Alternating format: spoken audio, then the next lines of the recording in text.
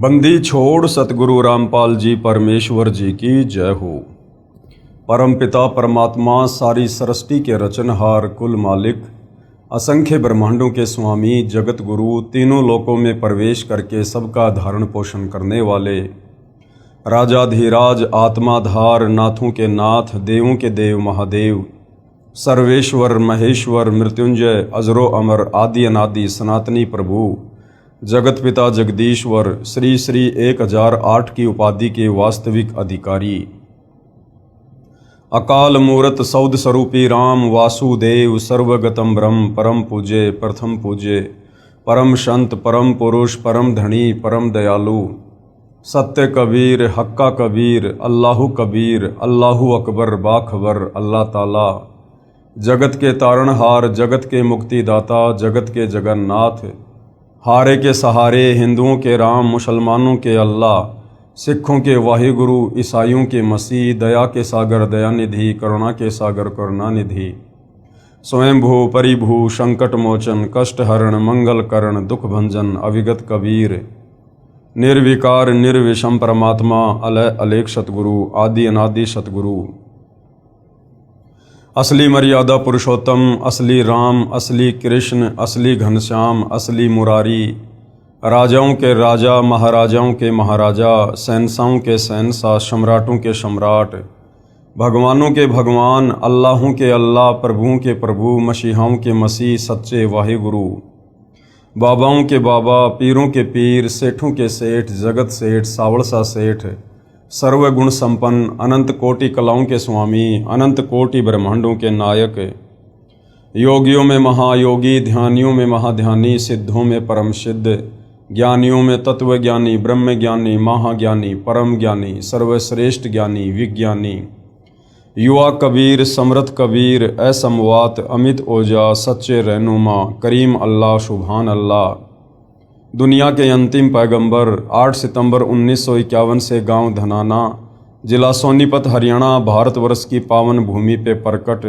Real कल्कि भगवान श्री नारायण साकार हरि श्री बाबा साहेब नूर अनंत परमात्मा सच्चे दरवे सच्चे बाखबर संत श्रोमणी सतगुरु रामपाल जी परमेश्वर जी के चरण कमल में आप और हम सभी भाई बहनों का अनंत कोटि दंडवत प्रणाम। सत्साई भाई और बहनों, बहुत बड़ी दया बहुत बड़ी मेहर पूज्य गुरुदेव भगवान की परमेश्वर रामपाल जी की जिनके शुभ आशीर्वाद से विशेष आशीर्वाद से उनके सत्संगों का संग्रह पवित्र पुस्तक ज्ञान गंगा के ऊपर वीडियो बनाने की श्रृंखला शुरू है। इसी श्रृंखला में आज हमारा ये 25वें नंबर का वीडियो है।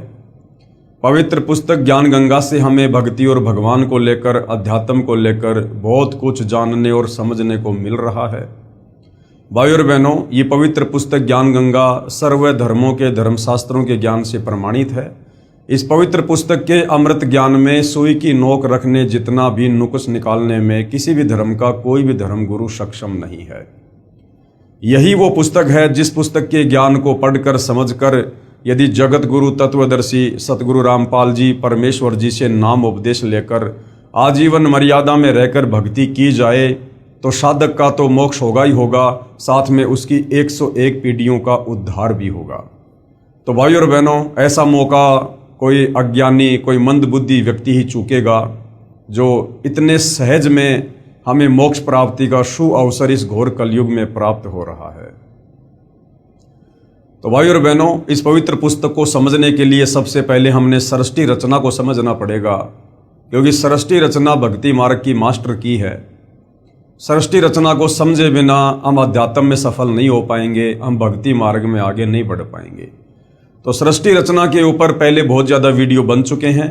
यदि आप जी ने अभी तक पवित्र पुस्तक ज्ञान गंगा के ऊपर बन चुके पहले के वीडियो नहीं देखे हैं तो आपने प्रत्येक वीडियो को शुरुआत से देखना चाहिए। तो भाई और बहनों, सृष्टि रचना में सतगुरु रामपाल जी ने हमें जो जो बताया और दिखाया, आज हमारे धर्मों के धर्म ग्रंथ उसका समर्थन कर रहे हैं। साथ में पूर्ण संत की क्या पहचान है, तत्वदर्शी संत की क्या पहचान है, गीता जी में कहाँ कहाँ इस बात का प्रमाण है, आप और हमें इन सब बातों की इस जानकारी इस पवित्र पुस्तक ज्ञान गंगा से हुई है। साथ में बहुत सारे भविष्य वक्ता हैं जिन्होंने सतगुरु रामपाल जी को लेकर वर्तमान समय को ध्यान में रखते हुए भविष्यवाणियाँ की हैं। उन तमाम भविष्यवाणियों पर सतगुरु रामपाल जी बिल्कुल खरे उतरते हैं। तो हमें यहाँ भी विश्वास हो जाता है कि हम जिस सतभक्ति मार्ग पर लगे हैं और जिस सतभक्ति मार्ग के प्रणेता सतगुरु रामपाल जी हैं, तो मोक्ष प्राप्ति में हमें किसी प्रकार का कोई भी धोखा नहीं है।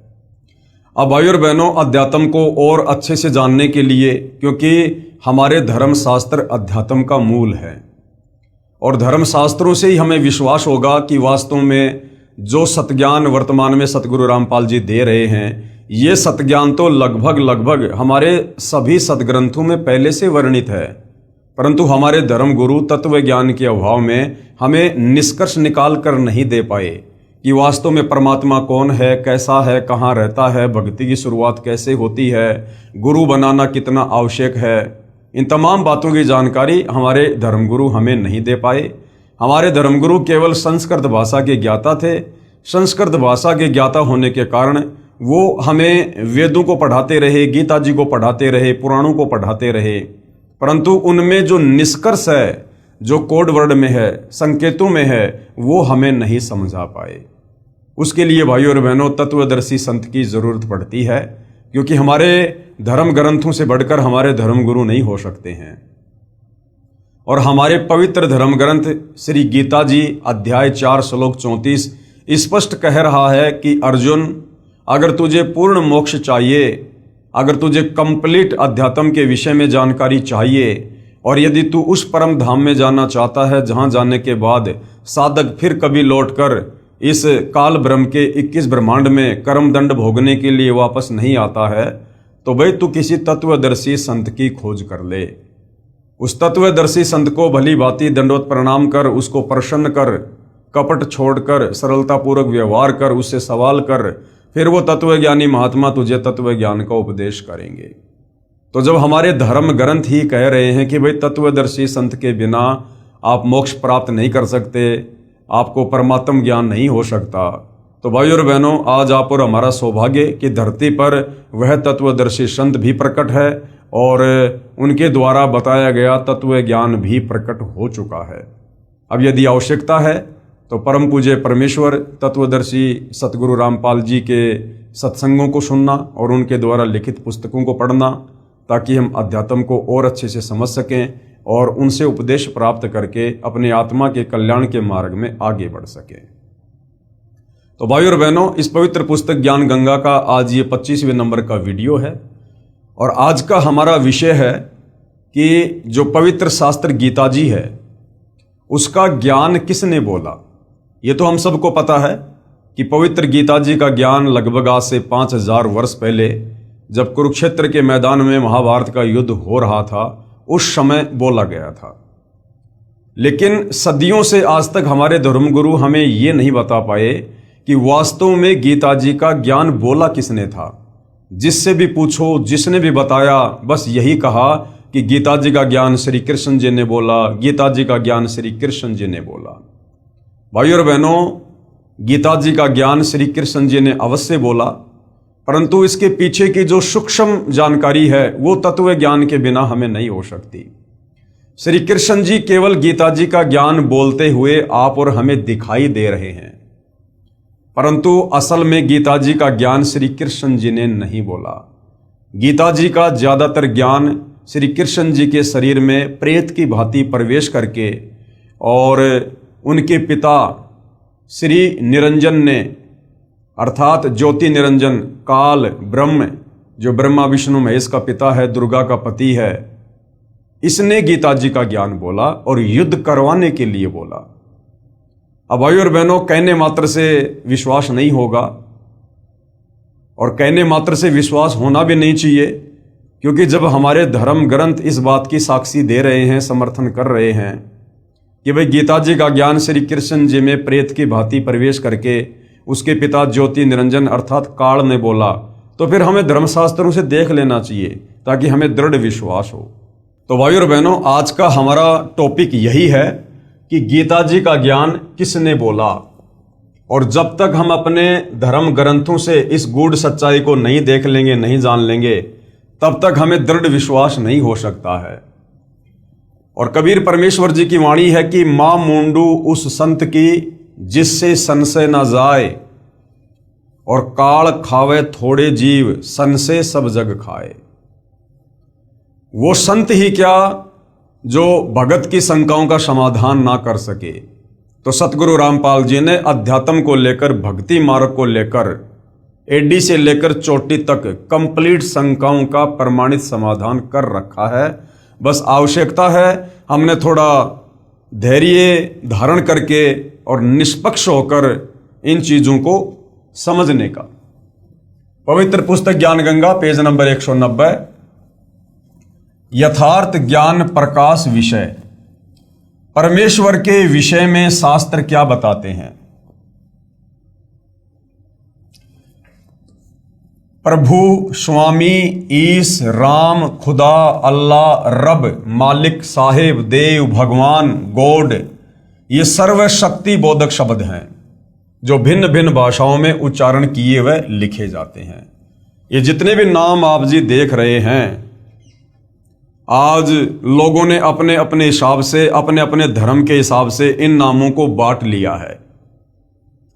मुसलमान कहते हैं कि अल्लाह के ऊपर हमारा अधिकार है, ईसाई कहते हैं मसीहा के ऊपर हमारा अधिकार है, हिंदू कहते हैं भगवान हमारा है, और सिख भाई कहते हैं कि वाहे गुरु हमारा है।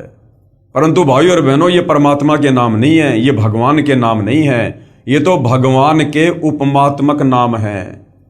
जैसे हमारे देश के प्रधानमंत्री जी का जो पद है उसका नाम है प्रधानमंत्री, लेकिन उनके शरीर का नाम कुछ और है। जैसे वर्तमान में सन 2026 में श्री नरेंद्र मोदी हमारे भारत देश के प्रधानमंत्री हैं, तो उनके शरीर का जो वास्तविक नाम है वो है नरेंद्र मोदी, लेकिन उनकी जो उपमात्मक पदवी का नाम है वो है प्रधानमंत्री।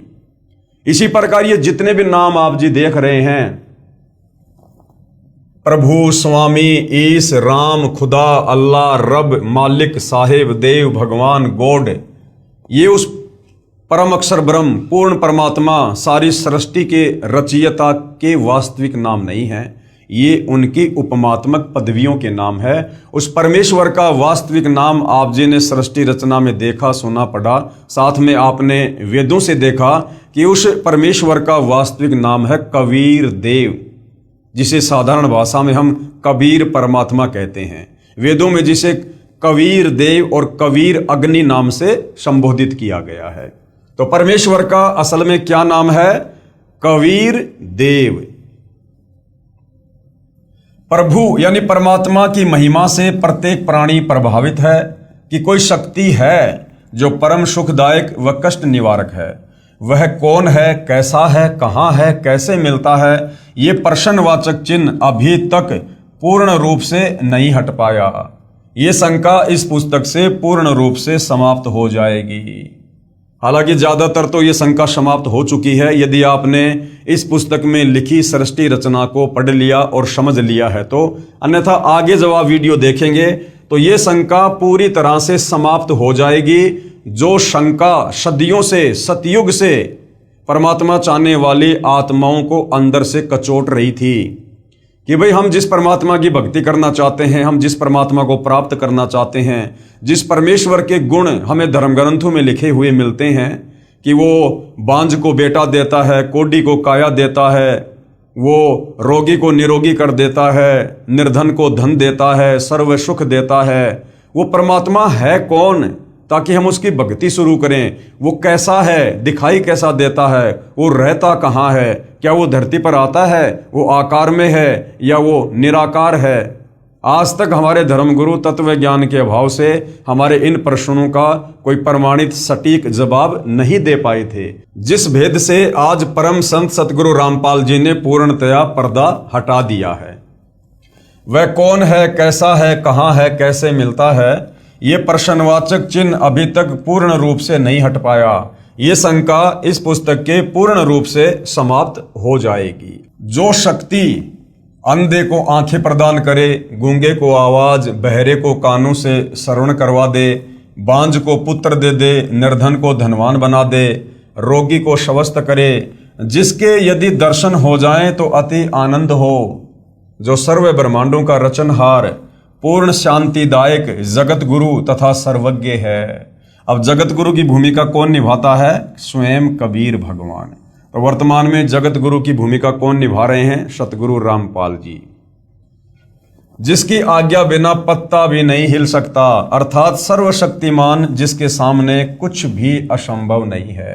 ऐसे गुण जिसमें हैं वह वास्तव में प्रभु यानी स्वामी, ईश, राम, भगवान, खुदा, अल्लाह, रहीम, मालिक, रब, गॉड कहलाता है।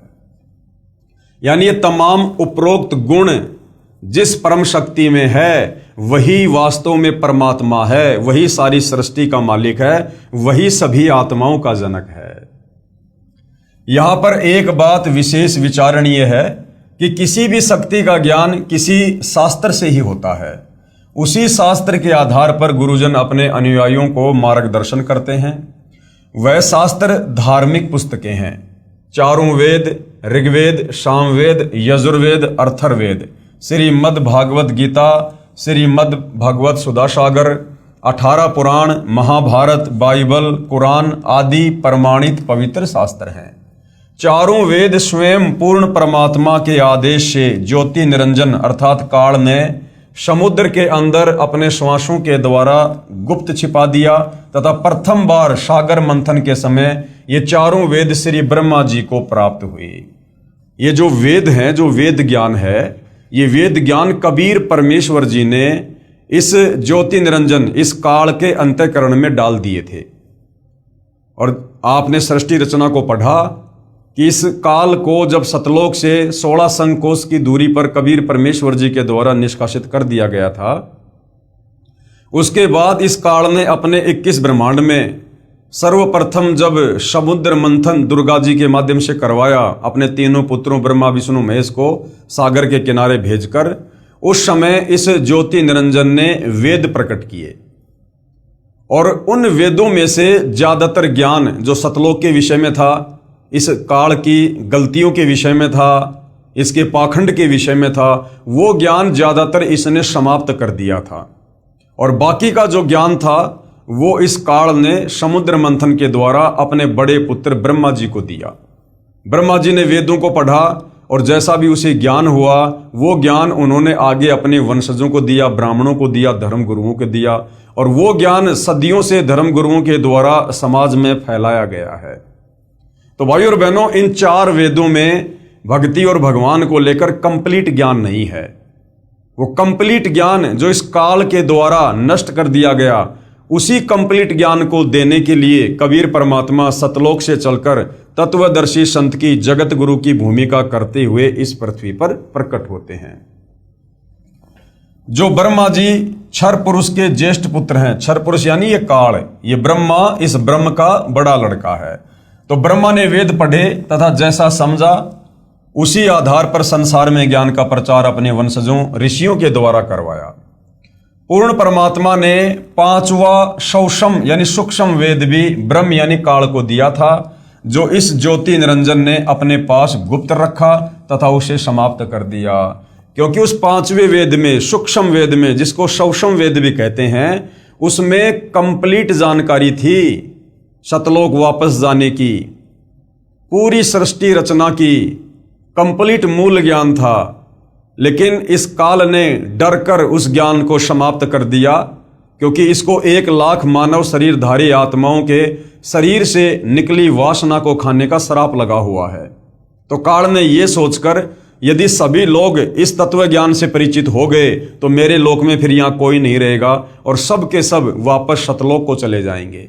तो इस भय से, इस डर से इस काल ने परमात्मा के द्वारा दिए गए उस मूल ज्ञान को, सूक्ष्म ज्ञान को छुपा दिया, नष्ट कर दिया, और बाकी का जो साधारण ज्ञान था, जिसमें केवल इस काल तक की ही ज्यादातर जानकारी है, इस काल की भक्ति तक की ही जानकारी है, और बहुत कम आंशिक जानकारी उस कबीर परमेश्वर की है, उस ज्ञान को इसने अपने पुत्र ब्रह्मा को दे दिया। कुछ समय उपरांत अर्थात 1 कल्प यानी 1000 चतुर्युग के बाद, 1 कल्प कहो चाहे 1000 चतुर्युग कहो, ये इस काल के बड़े बेटे ब्रह्मा जी का एक दिन है। यानी ब्रह्मा जी का जो जीवन है वो इतना लंबा है कि 1000 चतुर्युग केवल इसका एक दिन है। वैसे तो 1008 चतुर्युग का ब्रह्मा जी का एक दिन होता है और 1008 चतुर्युग ही ब्रह्मा जी की रात्रि होती है, लेकिन गुरुदेव भगवान इसको आसानी से समझाने के लिए 1000 चतुर्युग कह देते हैं। कुछ समय उपरांत अर्थात एक कल्प अर्थात 1000 चतुर्युग के बाद 3 लोक, पृथ्वीलोक, स्वर्गलोक, पाताल लोक के सर्व प्राणी प्रलय अर्थात विनाश हो जाते हैं। यानी जब ब्रह्मा जी का दिन होता है तो ये 3 लोक की सृष्टि चलती है और जैसे ही ब्रह्मा जी का दिन समाप्त होता है, रात्रि शुरू होती है, उस समय यहां पर प्रलय हो जाता है, विनाश हो जाता है 3 लोकों में। फिर ज्योति निरंजन यानी काल के निर्देश से ब्रह्मा अपनी रात्रि समाप्त होने पर, ब्रह्मा की रात्रि 1000 चतुर्युग की होती है तथा इतना ही दिन। जब दिन प्रारंभ होता है तो रजोगुण से प्रभावित करके प्राणियों की उत्पत्ति तीनों लोकों में शुरू करता है। यानी ब्रह्मा जी की रात्रि में तीनों लोकों में प्रलय हो जाती है और ब्रह्मा जी की रात्रि समाप्त होते ही काल की आज्ञा से ब्रह्मा फिर से अपने रजोगुण के प्रभाव से संतान उत्पत्ति करवाकर सृष्टि की रचना करता है। तब सतयुग की शुरुआत में वही चारों वेद काल ब्रह्म स्वयं ब्रह्मा को फिर प्रदान करता है तथा फिर प्राकृतिक उथल पुथल के कारण चारों पवित्र वेदों का ज्ञान समाप्त हो जाता है। यानी कलयुग के एंड में फिर चारों जो है इन पवित्र शास्त्रों का ज्ञान जो है समाप्त हो जाता है। उसके पश्चात फिर समय अनुसार अन्य ऋषियों में प्रवेश करके दोबारा लिखवाता है। फिर भी समय अनुसार प्राकृतिक उथल पुथल के बाद स्वार्थी लोगों के द्वारा वेदों में बदलाव करके वास्तविक ज्ञान संसार से लुप्त कर दिया जाता है। वही काल अर्थात ब्रह्म, जिसको ज्योति निरंजन भी कहते हैं, महाभारत युद्ध के समय श्री कृष्ण जी में प्रवेश करके चारों वेदों का संक्षिप्त विवरण श्रीमद् भागवत गीता के रूप में दिया तथा कहा कि अर्जुन, यही ज्ञान मैंने पहले सूर्य से कहा था। अब बहुत सारे भाई बहन जो अध्यात्म से अपरिचित हैं वो कह देते हैं कि भाई सूर्य तो आग का गोला है, सूर्य को कैसे ज्ञान समझाया जा सकता है। भाई जो ये आग का गोला सूर्य है ये अलग है और इस आग के गोले सूर्य जैसे ना जाने कितने गोले एक ब्रह्मांड में हैं। तो इन तमाम सूर्यों के ऊपर जिस देव का आधिपत्य है, अधिकार है, वो असल में सूर्य देव है और वो नर रूप में है, वो देव है। तो उसको ये ज्ञान समझाया गया था। जिस प्रकार हमारे भारत देश की शासन व्यवस्था है और जिस प्रकार कोई परिवहन मंत्री है, तो परिवहन मंत्री का काम क्या होता है, जितनी भी गाड़ियां हैं, जितनी भी बसें हैं, ट्रक हैं, इन सब के ऊपर उसका अधिकार है। अब वो परिवहन मंत्री कोई बस नहीं है, वो परिवहन मंत्री कोई ट्रेन नहीं है, वो कोई ट्रोला नहीं है। वो परिवहन के साधन अलग हैं और उन साधनों के ऊपर जिसका कंट्रोल है वो परिवहन मंत्री अलग है। इसी प्रकार ये जो आग का गोला सूर्य है ये अलग है और ऐसे ऐसे आग के इन गोलों के ऊपर, सूर्यों के ऊपर एक ब्रह्मांड में जिसका अधिकार है, आधिपत्य है, वो देव नर रूप में अलग है। तो उस सूर्य देव को यह ज्ञान समझाया गया था। मैंने पहले सूर्य से कहा था, उसने अपने पुत्र वैवस्वत अर्थात मनु से तथा वैवस्वत अर्थात मनु ने अपने पुत्र इक्ष्वाकु से कहा था, परंतु बीच में यह उत्तम ज्ञान प्राय समाप्त हो गया था। इस काल अर्थात ब्रह्म ज्योति निरंजन ने श्री वेद व्यास ऋषि के शरीर में प्रवेश करके चारों वेद, महाभारत, 18 पुराण, श्रीमद् भगवद गीता, श्री सुधा सागर को पुनः लिपिबद्ध अर्थात संस्कृत भाषा में करवाया, जो आज सभी को उपलब्ध है। ये सर्व शास्त्र श्रेष्ठ हैं। अब इन शास्त्रों को कलयुगी ऋषियों ने भाषा भाष्य अर्थात हिंदी अनुवाद करके अपने विचार मिलाने की कोशिश की है, जो स्पष्ट गलत दिखाई देते हैं। यानी वर्तमान में इन तमाम शास्त्रों का जिन जिन अनुवादकों ने अनुवाद किया है, तो तत्व ज्ञान के अभाव में इन्होंने अनुवाद करते समय बहुत ज्यादा मिलावट कर दी है, जो स्पष्ट गलत दिखाई देते हैं और व्याख्या से मेल नहीं खाते हैं। यानी मूल संस्कृत से, मूल श्लोकों से मतलब मेल नहीं खाते हैं। ये सभी शास्त्र महर्षि व्यास जी द्वारा लगभग 5300 यानी 5300 वर्ष पहले दोबारा लिखे गए थे। उस समय हिंदू धर्म, ईसाई धर्म, मुसलमान धर्म व सिख धर्म आदि कुछ भी नहीं थे। एक वेदों के मानने वाले आर्य ही हुआ करते थे। कर्म आधार पर जाति होती थी तथा केवल 4 वर्ण क्षत्रिय, वैश्य, ब्राह्मण तथा शूद्र ही थे। इसलिए ये जो चारों वेद हैं और जो पवित्र गीता जी का ज्ञान है, ये किसी धर्म या जाति विशेष के लोगों के लिए नहीं है, ये पूरे विश्व के मानव समाज के लिए है। क्योंकि जिस समय ये गीता जी का ज्ञान बोला गया था या जिस समय ये वेद लिखे गए थे, उस समय हमारे देश में ना कोई हिंदू था, ना कोई मुसलमान था, ना कोई सिख था, ना कोई जैनी था, ना कोई बौद्ध था। यानी आज से 5000 साल पहले द्वापर युग तक कोई धर्म नहीं था। हम सभी आर्य थे, हम सभी सनातनी थे, वेदों के अनुसार साधना किया करते थे। उसके बाद आगे चलकर इस कलयुग में इस काल बलि ने, क्योंकि इसको पहले से पता था कि कलयुग में परमात्मा सतलोक से चलकर आएंगे, अपने तत्व ज्ञान का प्रचार करेंगे और मेरे 21 ब्रह्मांड से आत्माओं को भक्ति देकर और सतलोक लेकर जाएंगे। तब इस काल ने इतना ज्यादा बखेड़ा शुरू कर रखा है। हमें धर्मों में बांट दिया, जातियों में बांट दिया, समुदायों में बांट दिया, शास्त्रों के नाम पर हमारे को लड़ा दिया, भिड़ा दिया, अन्य कई प्रकार से इसने डिवाइडेशन कर रखा है ताकि ये आपस में एक दूसरे के धर्म को ऊंचा नीचा कहकर आपस में उलझे रहें। और जब वो तत्वदर्शी संत इस पृथ्वी पर आकर अपना अमृत ज्ञान दे, उस समय उसकी बात पर कोई भी यकीन ना करे और अपने ही धर्म व धर्म शास्त्रों को सर्वश्रेष्ठ मानकर उसी अज्ञान के ऊपर आरूढ़ रहें। इसलिए भाई और बहनों, ये 3 से 4 हजार वर्षों के बीच बीच में इस काल ने, इस ज्योति निरंजन ने ये सारा का सारा धर्म और जातियों का बखेड़ा शुरू किया है। वरना जिस समय ये गीता जी का ज्ञान दिया गया था महाभारत के युद्ध में, उस समय तक धरती पर कोई भी धर्म नहीं था। इससे एक तो ये प्रमाणित हो जाता है कि ये सर्वशास्त्र किसी धर्म या व्यक्ति विशेष के लिए नहीं है, ये केवल मानव मात्र के कल्याण हेतु हैं। दूसरा ये प्रमाणित होता है कि हमारे पूर्वज एक थे जिनके संस्कार आपस में मिले जुले हैं। आज जो हिंदू, मुसलमान, सिख, ईसाई, जैनी, बौद्ध, यहूदी बने हुए हैं, पहले हम सब एक ही थे, आर्य थे, सनातनी थे। हम सब के संस्कार एक जैसे ही हैं। हमारे पूर्वज सबसे पहले एक ही थे। आगे चलकर जिन्होंने जैसे जैसे धर्म को अपना लिया, उस हिसाब से किसी को मुसलमान कहना शुरू कर दिया, किसी को हिंदू, किसी को जैनी, किसी को बौद्ध, किसी को ईसाई। वरना हम सब पहले एक ही थे। जैसे भाई और बहनों, आज से लगभग 600 साढ़े 600 वर्ष पहले आदरणीय नानक जी के द्वारा सिख पंथ की नींव डाली गई थी। आगे चलकर जो सिख धर्म बन गया। अब 650 साल पहले वर्तमान के जितने भी सिख हैं, ये सारे के सारे हिंदू ही तो हैं। ये रामकृष्ण की भक्ति करते थे, ब्रह्मा विष्णु महेश की भक्ति किया करते थे।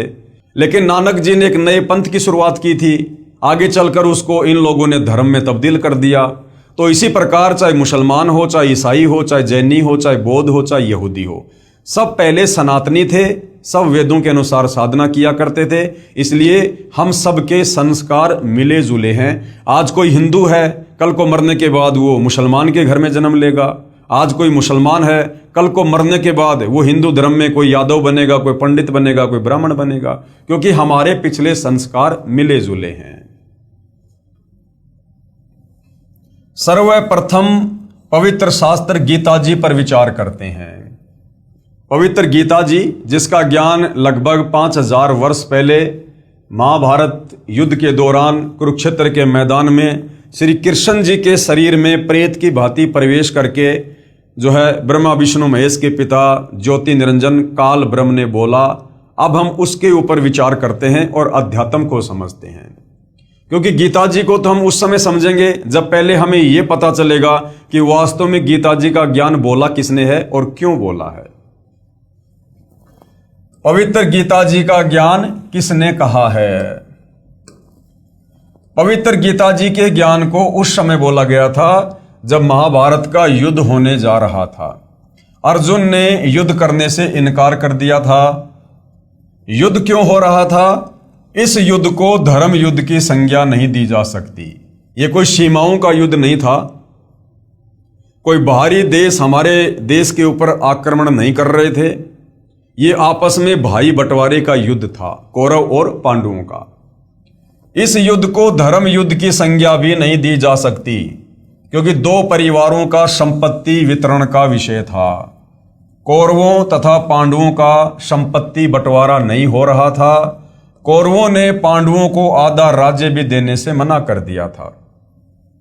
दोनों पक्षों का बीच बचाव करने के लिए भगवान श्री कृष्ण जी 3 बार शांति दूत बनकर गए, परंतु दोनों ही पक्ष कौरव और पांडव अपनी अपनी जिद पर अटल थे।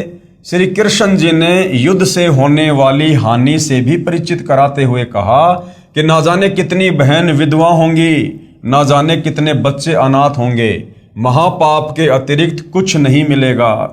युद्ध में न जाने कौन मरे कौन बचे।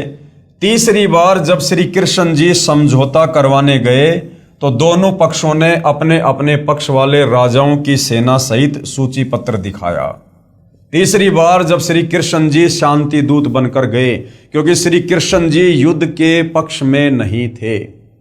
जब तीसरी बार गए तो देखा कि उधर से कौरव इधर से पांडव, इन्होंने तो अपने अपने सैनिकों को बिल्कुल तैयार कर रखा है। कौन राजा किसके पक्ष में खड़ा होकर युद्ध करेगा, सबकी लिस्ट बना रखी थी, लगभग युद्ध के लिए तैयारी कर रखी थी। तथा कहा कि इतने राजा हमारे पक्ष में हैं तथा इतने हमारे पक्ष में। जब श्री कृष्ण जी ने देखा कि दोनों ही पक्ष टस से मस नहीं हो रहे हैं, युद्ध के लिए तैयार हो चुके हैं, तब श्री कृष्ण जी ने सोचा कि एक दाव और है, वो भी आज लगा देता हूं।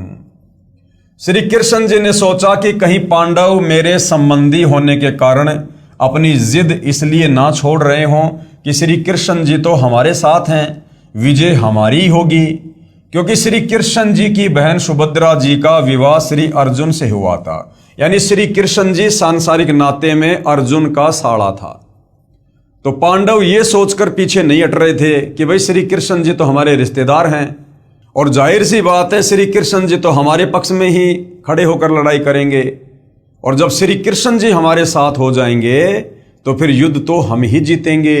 ये सोचकर पांडव भी पीछे कदम नहीं हटा रहे थे। तो श्री कृष्ण जी ने कहा कि एक तरफ मेरी सारी सेना होगी और दूसरी तरफ मैं होऊंगा, और इसके साथ साथ मैं वचनबद्ध भी होता हूं कि मैं हथियार भी नहीं उठाऊंगा। इस पॉइंट को भाई और बहनों ध्यान रखना। ये कुछ ऐसे पॉइंट हैं जो हमें समझाएंगे कि वास्तव में गीता जी का ज्ञान श्री कृष्ण जी ने नहीं बोला, बल्कि श्री कृष्ण जी का तो केवल शरीर दिखाई दे रहा था। उसके शरीर में प्रेत की भांति प्रवेश करके इस काल ज्योति निरंजन ने बोला। तो श्री कृष्ण जी ने क्या कहा कि भाई ठीक है, अगर तुम लोग नहीं मान रहे हो तो भाई देखो, एक तरफ तो मेरी सेना होगी और एक तरफ मैं रहूंगा, और मैं प्रतिज्ञा करता हूं कि मैं बिल्कुल भी युद्ध नहीं करूंगा। इसके साथ साथ मैं वचनबद्ध भी होता हूं कि मैं हथियार भी नहीं उठाऊंगा। लेकिन भाई और बहनों, आगे चलकर हम देखते हैं कि श्री कृष्ण जी ने रथ का पहिया हथियार के रूप में उठाकर बहुत सारे योद्धाओं को मौत के घाट उतारा। अब आगे हमें समझ में आएगा कि उस समय वो श्री कृष्ण नहीं था, उसके शरीर में उस समय ये काल ब्रह्म प्रेत की भांति प्रवेश था, और उस काल ने श्री कृष्ण जी के अंदर प्रवेश करके वो रथ का पहिया उठा के युद्ध किया। तो श्री कृष्ण जी ने प्रतिज्ञा की, और इसके साथ साथ मैं वचनबद्ध भी होता हूं कि मैं हथियार नहीं उठाऊंगा। इस घोषणा से पांडवों के पैरों के नीचे की जमीन खिसक गई। अब पांडवों ने सोचा भाई ये तो अनर्थ हो गया, हम तो श्री कृष्ण जी के ऊपर ही फूल रहे थे, पैर पीट रहे थे कि भाई श्री कृष्ण जी हमारे साथ में हैं, ये 3 लोक के भगवान हैं, और ये जिधर हो जाएंगे विजय उनकी होगी, और ये कह रहे हैं कि भाई मैं तो हथियार नहीं उठाऊंगा, तो बताओ फिर तो हम युद्ध हारेंगे ही हारेंगे। उनको लगा कि अब हमारी पराजय निश्चित है। तो पांडवों ने सोचा कि अब हमारी हार पक्की है। ये विचार करके 5 पांडव ये कहकर सभा से बाहर गए कि हम कुछ विचार कर लें। कुछ समय उपरांत श्री कृष्ण जी को सभा से बाहर आने की प्रार्थना की। श्री कृष्ण जी के बाहर आने पर पांडवों ने कहा कि हे भगवान, हमें 5 गांव दिलवा दो, हम युद्ध नहीं करना चाहते, हमारी इज्जत भी रह जाएगी, और आप चाहते हैं कि युद्ध ना हो, ये भी टल जाएगा। अब पांडवों ने देखा भैया युद्ध तो जीत नहीं पाएंगे, श्री कृष्ण जी तो हथियार उठाएंगे नहीं, तो हार पक्की है। तो अंत में पांचों पांडवों ने कहा कि भगवान आप हमें दुर्योधन से केवल 5 गांव दिलवा दो, उन गांवों से टैक्स वगैरह लेके और हम अपना जीवन यापन कर लेंगे। हम युद्ध नहीं चाहते, ना हम इसका बाकी राज्य चाहते। पांडवों के इस फैसले से श्री कृष्ण जी बहुत प्रसन्न हुए तथा सोचा कि बुरा समय टल गया। लेकिन भाइयों और बहनों, ये काल बलि ये बुरा समय टलने नहीं देता है। ये युद्ध इस काल में करवाना था, क्योंकि इसको अपने भोजन का प्रबंध करना होता है। इसको प्रतिदिन 1 लाख मानव शरीरधारी आत्माओं का जो है भोजन करना पड़ता है। सभा में केवल कौरव तथा उनके समर्थक शेष थे। श्री कृष्ण जी ने कहा, दुर्योधन युद्ध टल गया, मेरी भी यह हार्दिक इच्छा थी, आप पांडवों को 5 गांव दे दो। वे कह रहे हैं कि हम युद्ध नहीं चाहते। अब उसी समय जब इस काल बलि ने देखा कि इस प्रकार से तो युद्ध टल जाएगा, उसी समय ये काल बलि दुर्योधन के अंदर प्रवेश कर गया, उसकी बुद्धि पर बैठ गया। दुर्योधन ने कहा कि पांडवों के लिए सुई की नोक जितनी भी जमीन नहीं है। अब 5 गांव भाई और बहनों कोई ज्यादा थोड़ी थे, लेकिन उसी समय दुर्योधन की बुद्धि पर काल सवार हो गया और दुर्योधन ने कहा कि सुई की नोक रखने जितनी जगह भी पांडवों के लिए नहीं है। यदि उन्हें चाहिए तो युद्ध के लिए कुरुक्षेत्र के मैदान में आ जाएं। इस बात से श्री कृष्ण जी ने नाराज होकर कहा कि दुर्योधन तो इंसान नहीं शैतान है। कहां आधा राज्य और कहां 5 गांव, मेरी बात मान ले, 5 गांव दे दे। श्री कृष्ण जी से नाराज होकर दुर्योधन ने सभा में उपस्थित योद्धाओं को आज्ञा दी कि श्री कृष्ण को पकड़ो तथा कारागार में डाल दो। आज्ञा मिलते ही योद्धाओं ने श्री कृष्ण जी को चारों तरफ से घेर लिया। अब ये पॉइंट भी ध्यान रखना भाई और बहनों, आगे काम आएगा। तब श्री कृष्ण जी ने क्या किया? श्री कृष्ण जी ने अपना विराट रूप दिखाया। यानी श्री कृष्ण जी जो कि विष्णु जी हैं, इन्होंने अपना विराट रूप, अपना तेजोमय रूप दिखाया इन्होंने, जिसके तेज के आगे सर्व योद्धाओं की आंखें चक्काचौंध हो गई। उस तेज को वो सहन नहीं कर पाए और इधर उधर छुपने लगे। अर्थात तीसरी बार जब श्री कृष्ण जी पांडवों और कौरवों के बीच में शांति दूत बनकर गए कि युद्ध ना हो, उस समय दुर्योधन की जिद पर फिर श्री कृष्ण जी ने अपना विराट रूप दिखाया। इस बात को याद रखना। श्री कृष्ण जी ने अपना विराट रूप दिखाया, जिस कारण से सभी योद्धा और कौरव डरकर कुर्सियों के नीचे घुस गए तथा शरीर के तेज प्रकाश से आंखें बंद हो गई। श्री कृष्ण जी वहां से निकल गए। अब गुरुदेव कहते हैं, आओ विचार करें। उपरोक्त विराट रूप दिखाने का प्रमाण संक्षिप्त महाभारत गीता प्रेस गोरखपुर से प्रकाशित में प्रत्यक्ष है। जब कुरुक्षेत्र के मैदान में पवित्र गीता जी का ज्ञान सुनाते समय अध्याय 11 श्लोक 32 में पवित्र गीता बोलने वाला प्रभु कह रहा है कि अर्जुन, मैं बढ़ा हुआ काल हूं, अब सर्व लोकों को खाने के लिए प्रकट हुआ हूं, प्रवर्त हुआ हूं, प्रकट हुआ हूं। गीता जी अध्याय 11 श्लोक नंबर 32। महाभारत का युद्ध, दोनों तरफ सेनाएं हैं, सभी योद्धाएं हैं। बीच में श्री कृष्ण जी और अर्जुन जी रथ को लेकर खड़े हैं और गीता जी का उपदेश दिया जा रहा है। अब गीता जी अध्याय 11 श्लोक 32 क्या कह रहा है? जिसे दुनिया श्री कृष्ण समझ रही है, उसके अंदर प्रेत की भांति प्रवेश करके ये काल ब्रह्म क्या कह रहा है कि अर्जुन, गीता अध्याय 11 श्लोक 32 कि अर्जुन, मैं काल हूं, काल, और मैं सभी को खाने के लिए अभी अभी प्रवर्त यानी प्रकट हुआ हूं। अब विचार करो भाई और बहनों, श्री कृष्ण जी ये बात क्यों बोलेंगे कि मैं काल हूं? उससे पहले श्री कृष्ण जी ने कभी नहीं कहा अपने जीवन काल में कि मैं काल हूं। और श्री कृष्ण जी तो काल थे भी नहीं। श्री कृष्ण जी को देखकर तो पशु पक्षी भी, नर और नारी भी जो है बड़े आनंदित होते थे, बड़े प्यार प्रेम से रहा करते थे। और ना महाभारत के युद्ध के बाद कभी श्री कृष्ण जी ने कहा कि मैं काल हूं, क्योंकि उस समय श्री कृष्ण जी के शरीर में यह काल प्रवेश था। और कह रहा कि मैं अभी अभी परवर्त यानी प्रकट हुआ हूं, अभी अभी, जबकि श्री कृष्ण जी तो वहां पर पहले से ही थे। फिर ये क्यों कह रहा है कि मैं अभी अभी प्रकट हुआ हूं? क्योंकि उस समय श्री कृष्ण जी के शरीर में प्रेत की भांति ये काल प्रकट हुआ, इसलिए वो काल कह रहा कि भाई मैं तो अभी अभी प्रकट हुआ हूं। जो तू युद्ध नहीं करना चाह रहा ना, कि मैं युद्ध नहीं करना चाहता, मैं तो भिक्षा का अन्न खाकर अपना गुजारा कर लूंगा, मैं किसको मारूं, सामने मेरे तो यार दोस्त मित्र रिश्तेदार भाई बंधु हैं। तो काल ने देखा भैया अगर अर्जुन पीछे हट गया तो इसका मतलब कोई भी पांडव हथियार नहीं उठाएगा, फिर मेरे भोजन का इंतजाम कैसे होगा? तो उसी समय श्री कृष्ण जी के शरीर में यह काल प्रवेश करता है और इस अर्जुन को अपना विराट रूप दिखाता है, काल रूप दिखाता है, जिससे अर्जुन डर जाता है और कहता अर्जुन मैं काल हूं और अभी अभी प्रकट हुआ हूं। जबकि श्री कृष्ण जी तो वहां पर पहले से ही उपस्थित थे, लेकिन उस समय यह काल उसके अंदर प्रवेश करके प्रकट हुआ, इसलिए कह रहा कि मैं तो अभी अभी प्रकट हुआ हूं।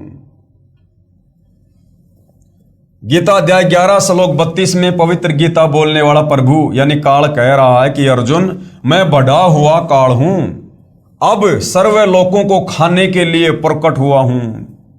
जरा सोचिए कि श्री कृष्ण जी तो पहले से ही अर्जुन जी के साथ में थे। यदि पवित्र गीता जी के ज्ञान को श्री कृष्ण जी बोल रहे होते तो ये नहीं कहते कि मैं अभी परवर्त यानी प्रकट हुआ हूं, क्योंकि वो तो पहले से थे। श्री कृष्ण जी काल नहीं थे, जो कह रहे हैं ना कि मैं काल हूं अध्याय 11 श्लोक 32 में कि अर्जुन मैं काल हूं। श्री कृष्ण जी काल नहीं थे, उनके दर्शन मात्र से मनुष्य पशु गाय आदि प्रसन्न होकर श्री कृष्ण जी के पास आकर प्यार पाते थे। क्या काल के पास आकर कोई प्रसन्न रह सकता है? उसकी तो शकल से भी डर लगे। जिनके दर्शन बिना गोपियों का खाना पीना छूट जाता था, इसलिए काल कोई और शक्ति है, वह श्री कृष्ण जी के शरीर में प्रेतवत यानी भूत की तरह प्रवेश करके और पवित्र श्रीमद् भगवत गीता जी के ज्ञान रूप में चारों पवित्र वेदों का सार बोल गया। उसकी 1000 भुजाएं हैं, किसकी? काल की। देखो श्री कृष्ण जी जब इस धरती पर प्रकट हुए तो एक मनुष्य रूप में प्रकट हुए, और वैसे ये श्री विष्णु जी हैं, तो श्री विष्णु जी 16 कला के भगवान हैं और ज्यादा से ज्यादा इनकी 4 भुजा हैं।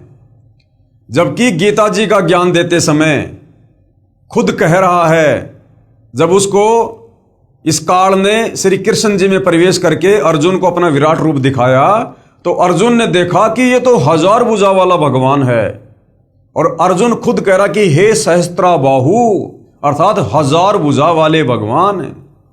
अरे भैया श्री कृष्ण या श्री विष्णु जी तो केवल 4 भुजा रख सकते हैं, इससे ज्यादा नहीं बना सकते, कम से कम 2 और ज्यादा से ज्यादा 4। जबकि अर्जुन कह रहा कि हे सहस्त्रा बाहु, 1000 भुजा वाले भगवान, तो 1000 कला का स्वामी ये काल है, ये 1000 भुजा बना सकता है, 1000 मुंह लगा सकता है। तो महाभारत के युद्ध में श्री कृष्ण जी के शरीर में प्रवेश करके ये काल बोल रहा है। उसकी 1000 भुजाएं हैं, किसकी? काल की। श्री कृष्ण जी श्री विष्णु जी के अवतार थे, जिनकी मात्र 4 भुजाएं हैं। फिर अध्याय 11 श्लोक 21 व 46 में अर्जुन कह रहा है कि भगवान आप तो ऋषियों देवताओं तथा सिद्धों को भी खा रहे हो, जो आपका ही गुणगान पवित्र वेदों के मंत्रों द्वारा उच्चारण कर रहे हैं। अब पहली बात तो श्री कृष्ण जी के भक्तों को, श्री विष्णु जी के भक्तों को विचार करना चाहिए। आप गीता जी को सत्य मानते हो, और यहां गीता जी अध्याय 11 श्लोक 21 और 46 को ध्यान से पढ़ो।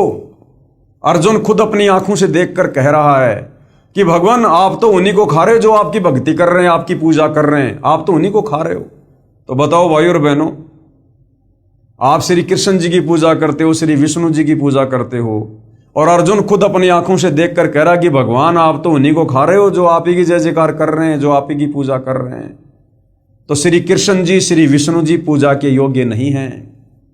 लेकिन इस समय श्री कृष्ण जी में, श्री विष्णु जी में काल प्रवेश था, 1000 भुजा का भगवान, ये ज्योति निरंजन, और ये सबको खा रहा था, क्योंकि ये ब्रह्मा विष्णु महेश को भी नहीं छोड़ता है।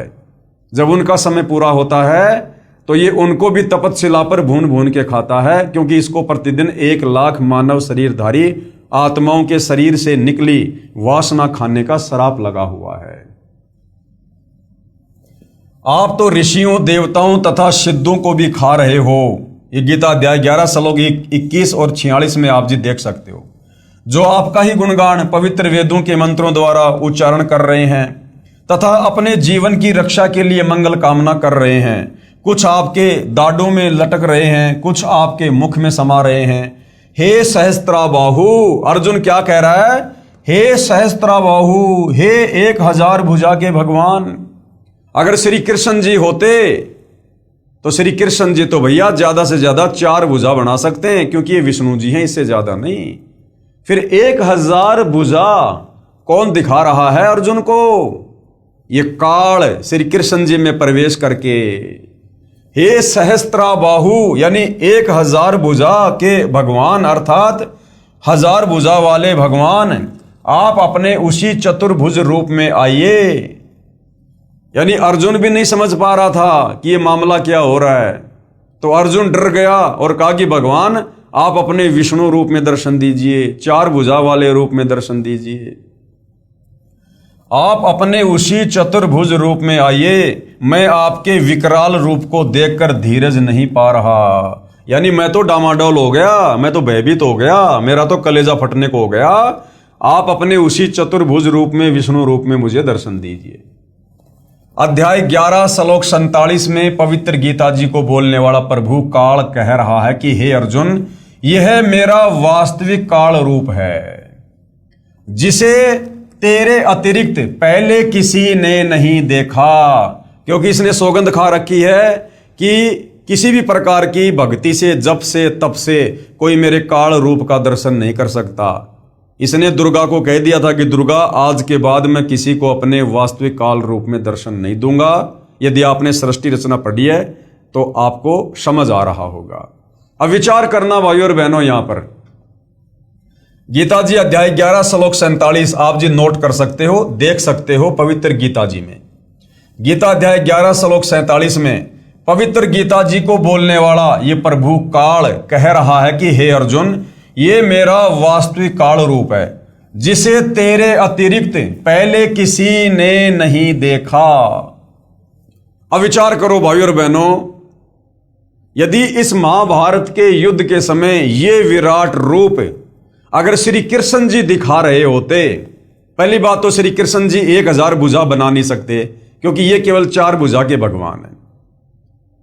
और यदि ये ज्ञान श्री कृष्ण जी दे रहे होते तो ये बात कभी नहीं बोलते कि अर्जुन, तेरे अतिरिक्त पहले किसी ने नहीं देखा, कि मेरा ये विराट रूप तेरे अलावा पहले किसी ने नहीं देखा। जबकि थोड़ी देर पहले आपने देखा कि जब श्री कृष्ण जी तीसरी बार शांति समझौता करवाने के लिए दुर्योधन की सभा में गए, तो दुर्योधन ने नाराज होकर अपने सैनिकों को आदेश दिया कि श्री कृष्ण जी को बंदी बनाकर जेल में डाल दो। उस समय श्री कृष्ण जी ने अपना विराट रूप दिखाया था और उसका विराट रूप वहां पर उपस्थित सभी योद्धाओं ने देखा था। तो श्री कृष्ण जी तो पहले अपना विराट रूप दुर्योधन की सभा में दिखा चुके थे। अब यदि महाभारत का ज्ञान देते समय अगर श्री कृष्ण जी ने विराट रूप दिखाया होता तो श्री कृष्ण जी फिर कभी भी अर्जुन को यह बात नहीं बोलता कि जिसे तेरे अतिरिक्त पहले किसी ने नहीं देखा, जबकि पहले वो दुर्योधन की सभा में दिखा चुके थे। तो यहां पर गीता जी का ज्ञान बोलते समय 1000 भुजा बनाकर अर्जुन को जो विराट रूप दिखाया है वो श्री कृष्ण जी के शरीर में प्रवेश करके और इस काल ने दिखाया, जो कह रहा कि अर्जुन, तेरे अलावा मेरा ये विराट रूप पहले किसी ने नहीं देखा। अगर श्री कृष्ण जी होते तो श्री कृष्ण जी तो पहले दुर्योधन की सभा में अपना विराट रूप दिखा चुके थे। तो इससे भी सिद्ध होता है कि महाभारत के समय गीता जी का ज्ञान श्री कृष्ण जी ने नहीं बल्कि श्री कृष्ण जी के शरीर में प्रेत की भांति प्रवेश करके इस ज्योति निरंजन काल ने बोला है। अध्याय 11 श्लोक 47 में पवित्र गीता जी को बोलने वाला प्रभु यानी काल कह रहा है कि हे अर्जुन, यह मेरा वास्तविक काल रूप है, जिसे तेरे अतिरिक्त पहले किसी ने नहीं देखा था। उपरोक्त विवरण से एक तथ्य तो यह सिद्ध हुआ कि कौरवों की सभा में विराट रूप श्री कृष्ण जी ने दिखाया था, तथा यहां युद्ध के मैदान में विराट रूप काल श्री कृष्ण जी के शरीर में प्रेतवत प्रवेश करके अपना विराट रूप ये काल ने दिखाया था। नहीं तो ये नहीं कहता, नहीं तो श्री कृष्ण जी ये नहीं कहता कि ये विराट रूप तेरे अतिरिक्त पहले किसी ने नहीं देखा है, क्योंकि श्री कृष्ण जी अपना विराट रूप कौरवों की सभा में पहले ही दिखा चुके थे। अब भाइयों और बहनों, ये है सूक्ष्म ज्ञान, तत्व ज्ञान, जिसको कबीर परमेश्वर जी के अलावा धरती पर प्रकट होकर और कोई नहीं समझा सकता। उनके अलावा किसी की बुद्धि में ये सूक्ष्म ज्ञान नहीं आ सकता। तो हमारे पवित्र ग्रंथ गीता जी में सारी सच्चाई लिखी हुई है, लेकिन तत्व ज्ञान के अभाव से हमारे धर्मगुरु समझ नहीं पाए। दूसरी ये बात सिद्ध हुई कि पवित्र गीता जी को बोलने वाला काल ब्रह्म ज्योति निरंजन है, न कि श्री कृष्ण जी, क्योंकि श्री कृष्ण जी ने पहले कभी नहीं कहा कि मैं काल हूं, तथा बाद में भी नहीं कहा कि मैं काल हूं। श्री कृष्ण जी काल नहीं हो सकते, उनके दर्शन मात्र को तो दूर दूर क्षेत्र के स्त्री तथा पुरुष तड़पा करते थे। अब आगे क्या कह रहे हैं पूज्य गुरुदेव, विराट रूप क्या होता है? विराट रूप, आप दिन के समय या चांदनी रात्रि में जब आपके शरीर की छाया छोटी, लगभग शरीर जितनी लंबी हो या कुछ बड़ी हो, उस छाया के सीने वाले स्थान पर यानी छाती वाली जगह पर 2 मिनट तक एकटक देखिए, चाहे आंखों से पानी भी क्यों ना गिरे। फिर सामने आकाश की तरफ देखिए, आपको अपना ही विराट रूप दिखाई देगा, जो सफेद रंग का आसमान को छू रहा होगा। इसी प्रकार प्रत्येक मानव अपना विराट रूप रखता है, परंतु जिनकी भक्ति शक्ति ज्यादा होती है उनका उतना ही तेज अधिक होता जाता है। इसी प्रकार श्री कृष्ण जी भी पूर्व भक्ति शक्ति से सिद्धि युक्त थे। उन्होंने भी अपनी सिद्धि शक्ति से अपना विराट रूप प्रकट कर दिया, जो काल के तेजोमय शरीर यानी विराट से कम तेज का था। तीसरी बात यह सिद्ध हुई कि पवित्र गीता जी बोलने वाला प्रभु काल सहस्त्राबाहु अर्थात 1000 भुजा युक्त है, तथा श्री कृष्ण जी तो श्री विष्णु जी के अवतार हैं, जो 4 भुजा युक्त हैं। श्री विष्णु जी 16 कला युक्त हैं, तथा श्री ज्योति निरंजन अर्थात ये काल भगवान 1000 कला युक्त है।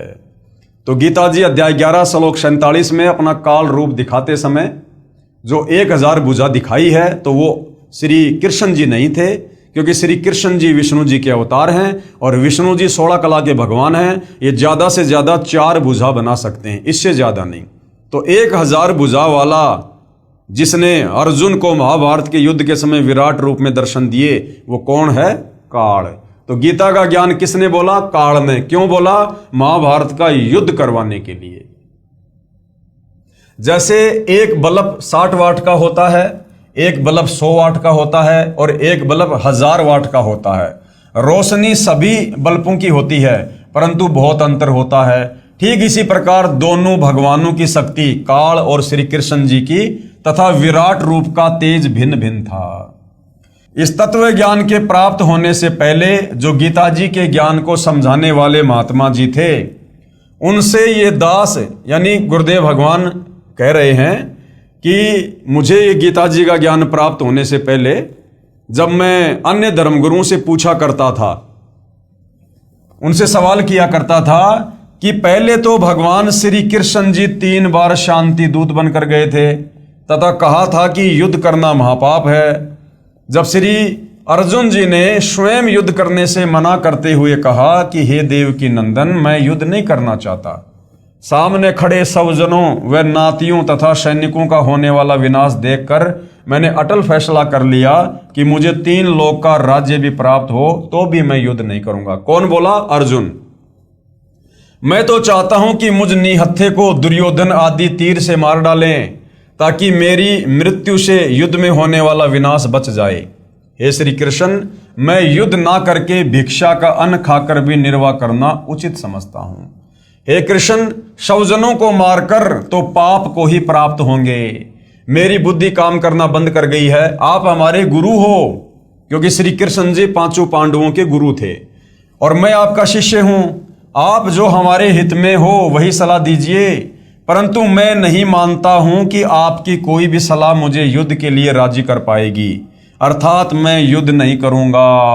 अर्जुन ने साफ साफ श्री कृष्ण जी को कह दिया था। इसका प्रमाण कहाँ है? प्रमाण है पवित्र गीता जी अध्याय 1 श्लोक नंबर 31 से 39 तथा 46 तथा अध्याय 2 श्लोक 5 से 8 में। फिर श्री कृष्ण जी में प्रवेश काल बार बार कह रहा है कि अर्जुन कायर मत बन। अब काल ने देखा भैया अर्जुन तो युद्ध करने के लिए बिल्कुल भी तैयार नहीं हो रहा है, और युद्ध नहीं करेगा तो फिर मेरे भोजन का क्या होगा। उसके बाद तुरंत श्री कृष्ण जी में ये काल प्रवेश कर जाता है। फिर श्री कृष्ण जी में प्रवेश काल बार बार कह रहे हैं कि अर्जुन कायर मत बन, युद्ध कर, या तो युद्ध में मारा जाकर स्वर्ग को प्राप्त होगा या युद्ध जीतकर पृथ्वी के राज्य को भोगेगा, आदि आदि कहकर ऐसा भयंकर विनाश करवा डाला जो आज तक के संत महात्माओं तथा सभ्य लोगों के चरित्र में ढूंढने से भी नहीं मिलता है।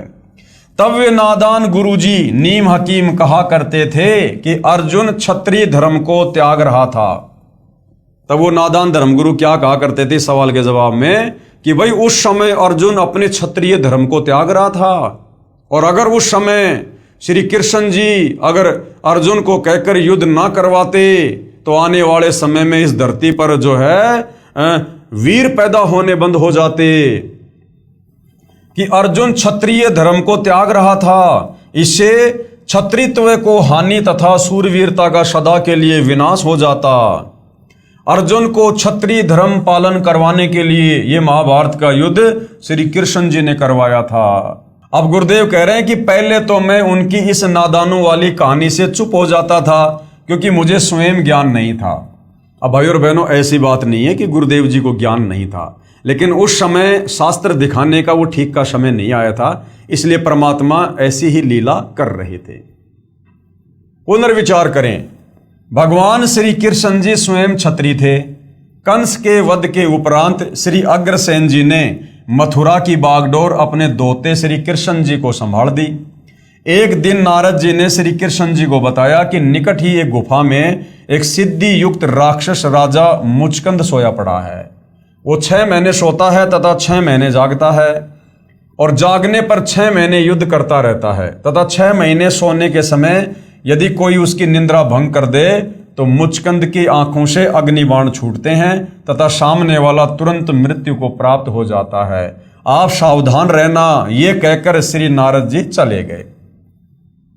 कुछ समय के उपरांत श्री कृष्ण जी को छोटी उम्र में मथुरा के सिंहासन पर बैठा देखकर एक काल्यवन नामक राजा ने 18 करोड़ सेना लेकर मथुरा पर आक्रमण कर दिया।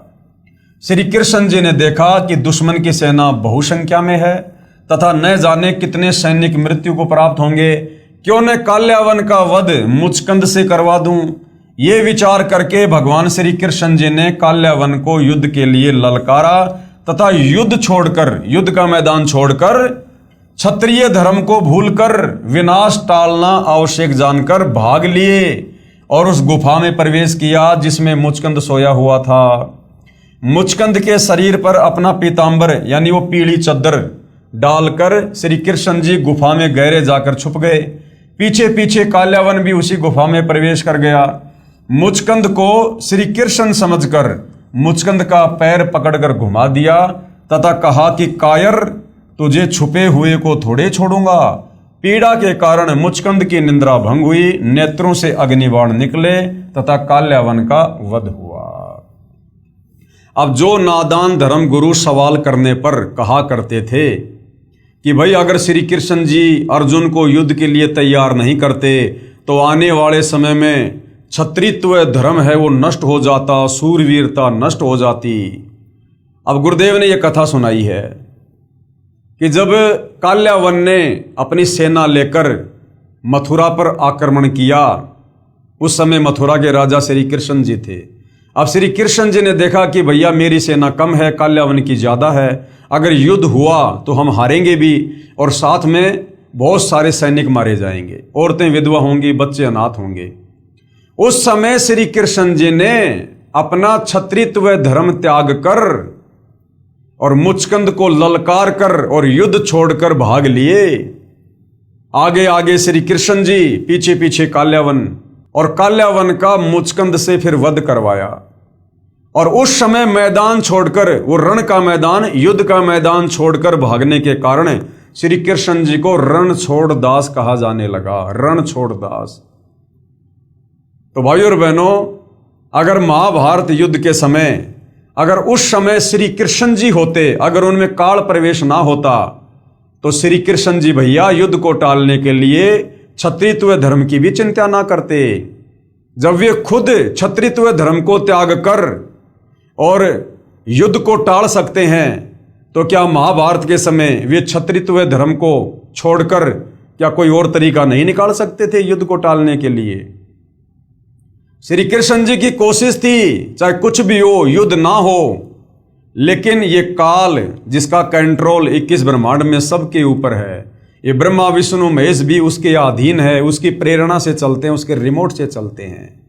तो जैसा इस काल ने महाभारत के युद्ध में चाहा, वैसा ही श्री कृष्ण जी ने किया, अर्थात इसने श्री कृष्ण जी के शरीर में प्रवेश करके युद्ध करवाया।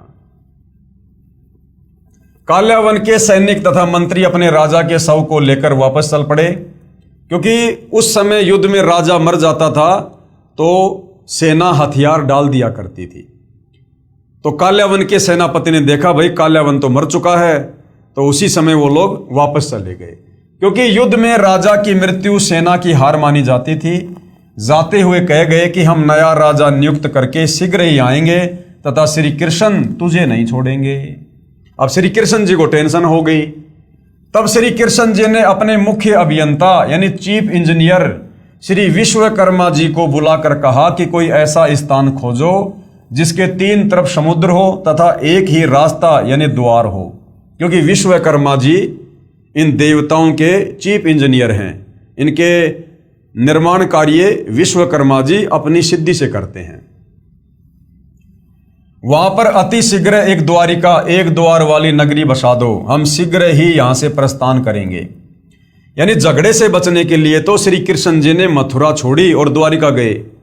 अब वो श्री कृष्ण क्या महाभारत के युद्ध में अर्जुन को डरा के, धमका के, विराट रूप दिखा के क्या वो युद्ध करवाएगा?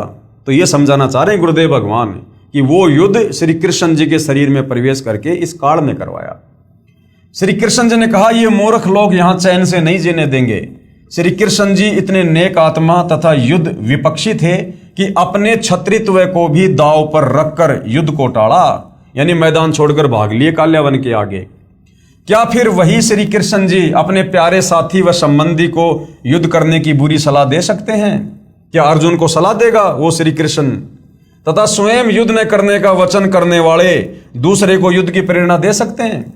और श्री कृष्ण जी ने तो साफ साफ कह दिया था कि भाई देखो, मैं पांडवों की तरफ हूं लेकिन मैं हथियार नहीं उठाऊंगा। अब बताओ, खुद लड़ाई ना लड़ने वाले श्री कृष्ण क्या अर्जुन को युद्ध के लिए तैयार करेंगे? तो युद्ध के लिए अर्जुन को डरा धमकाकर, विराट रूप दिखाकर जो है इस काल बलि ने तैयार किया। तो महाभारत के युद्ध में गीता जी का ज्ञान श्री कृष्ण जी ने नहीं, बल्कि श्री कृष्ण जी के शरीर में प्रेत की तरह प्रवेश करके इस काल ने, ज्योति निरंजन ने बोला अपने भोजन के लिए। क्योंकि जब तक आप सृष्टि रचना को नहीं पढ़ेंगे, नहीं सुनेंगे, नहीं समझेंगे, आपको ये धर्मशास्त्र समझ में नहीं आ सकते।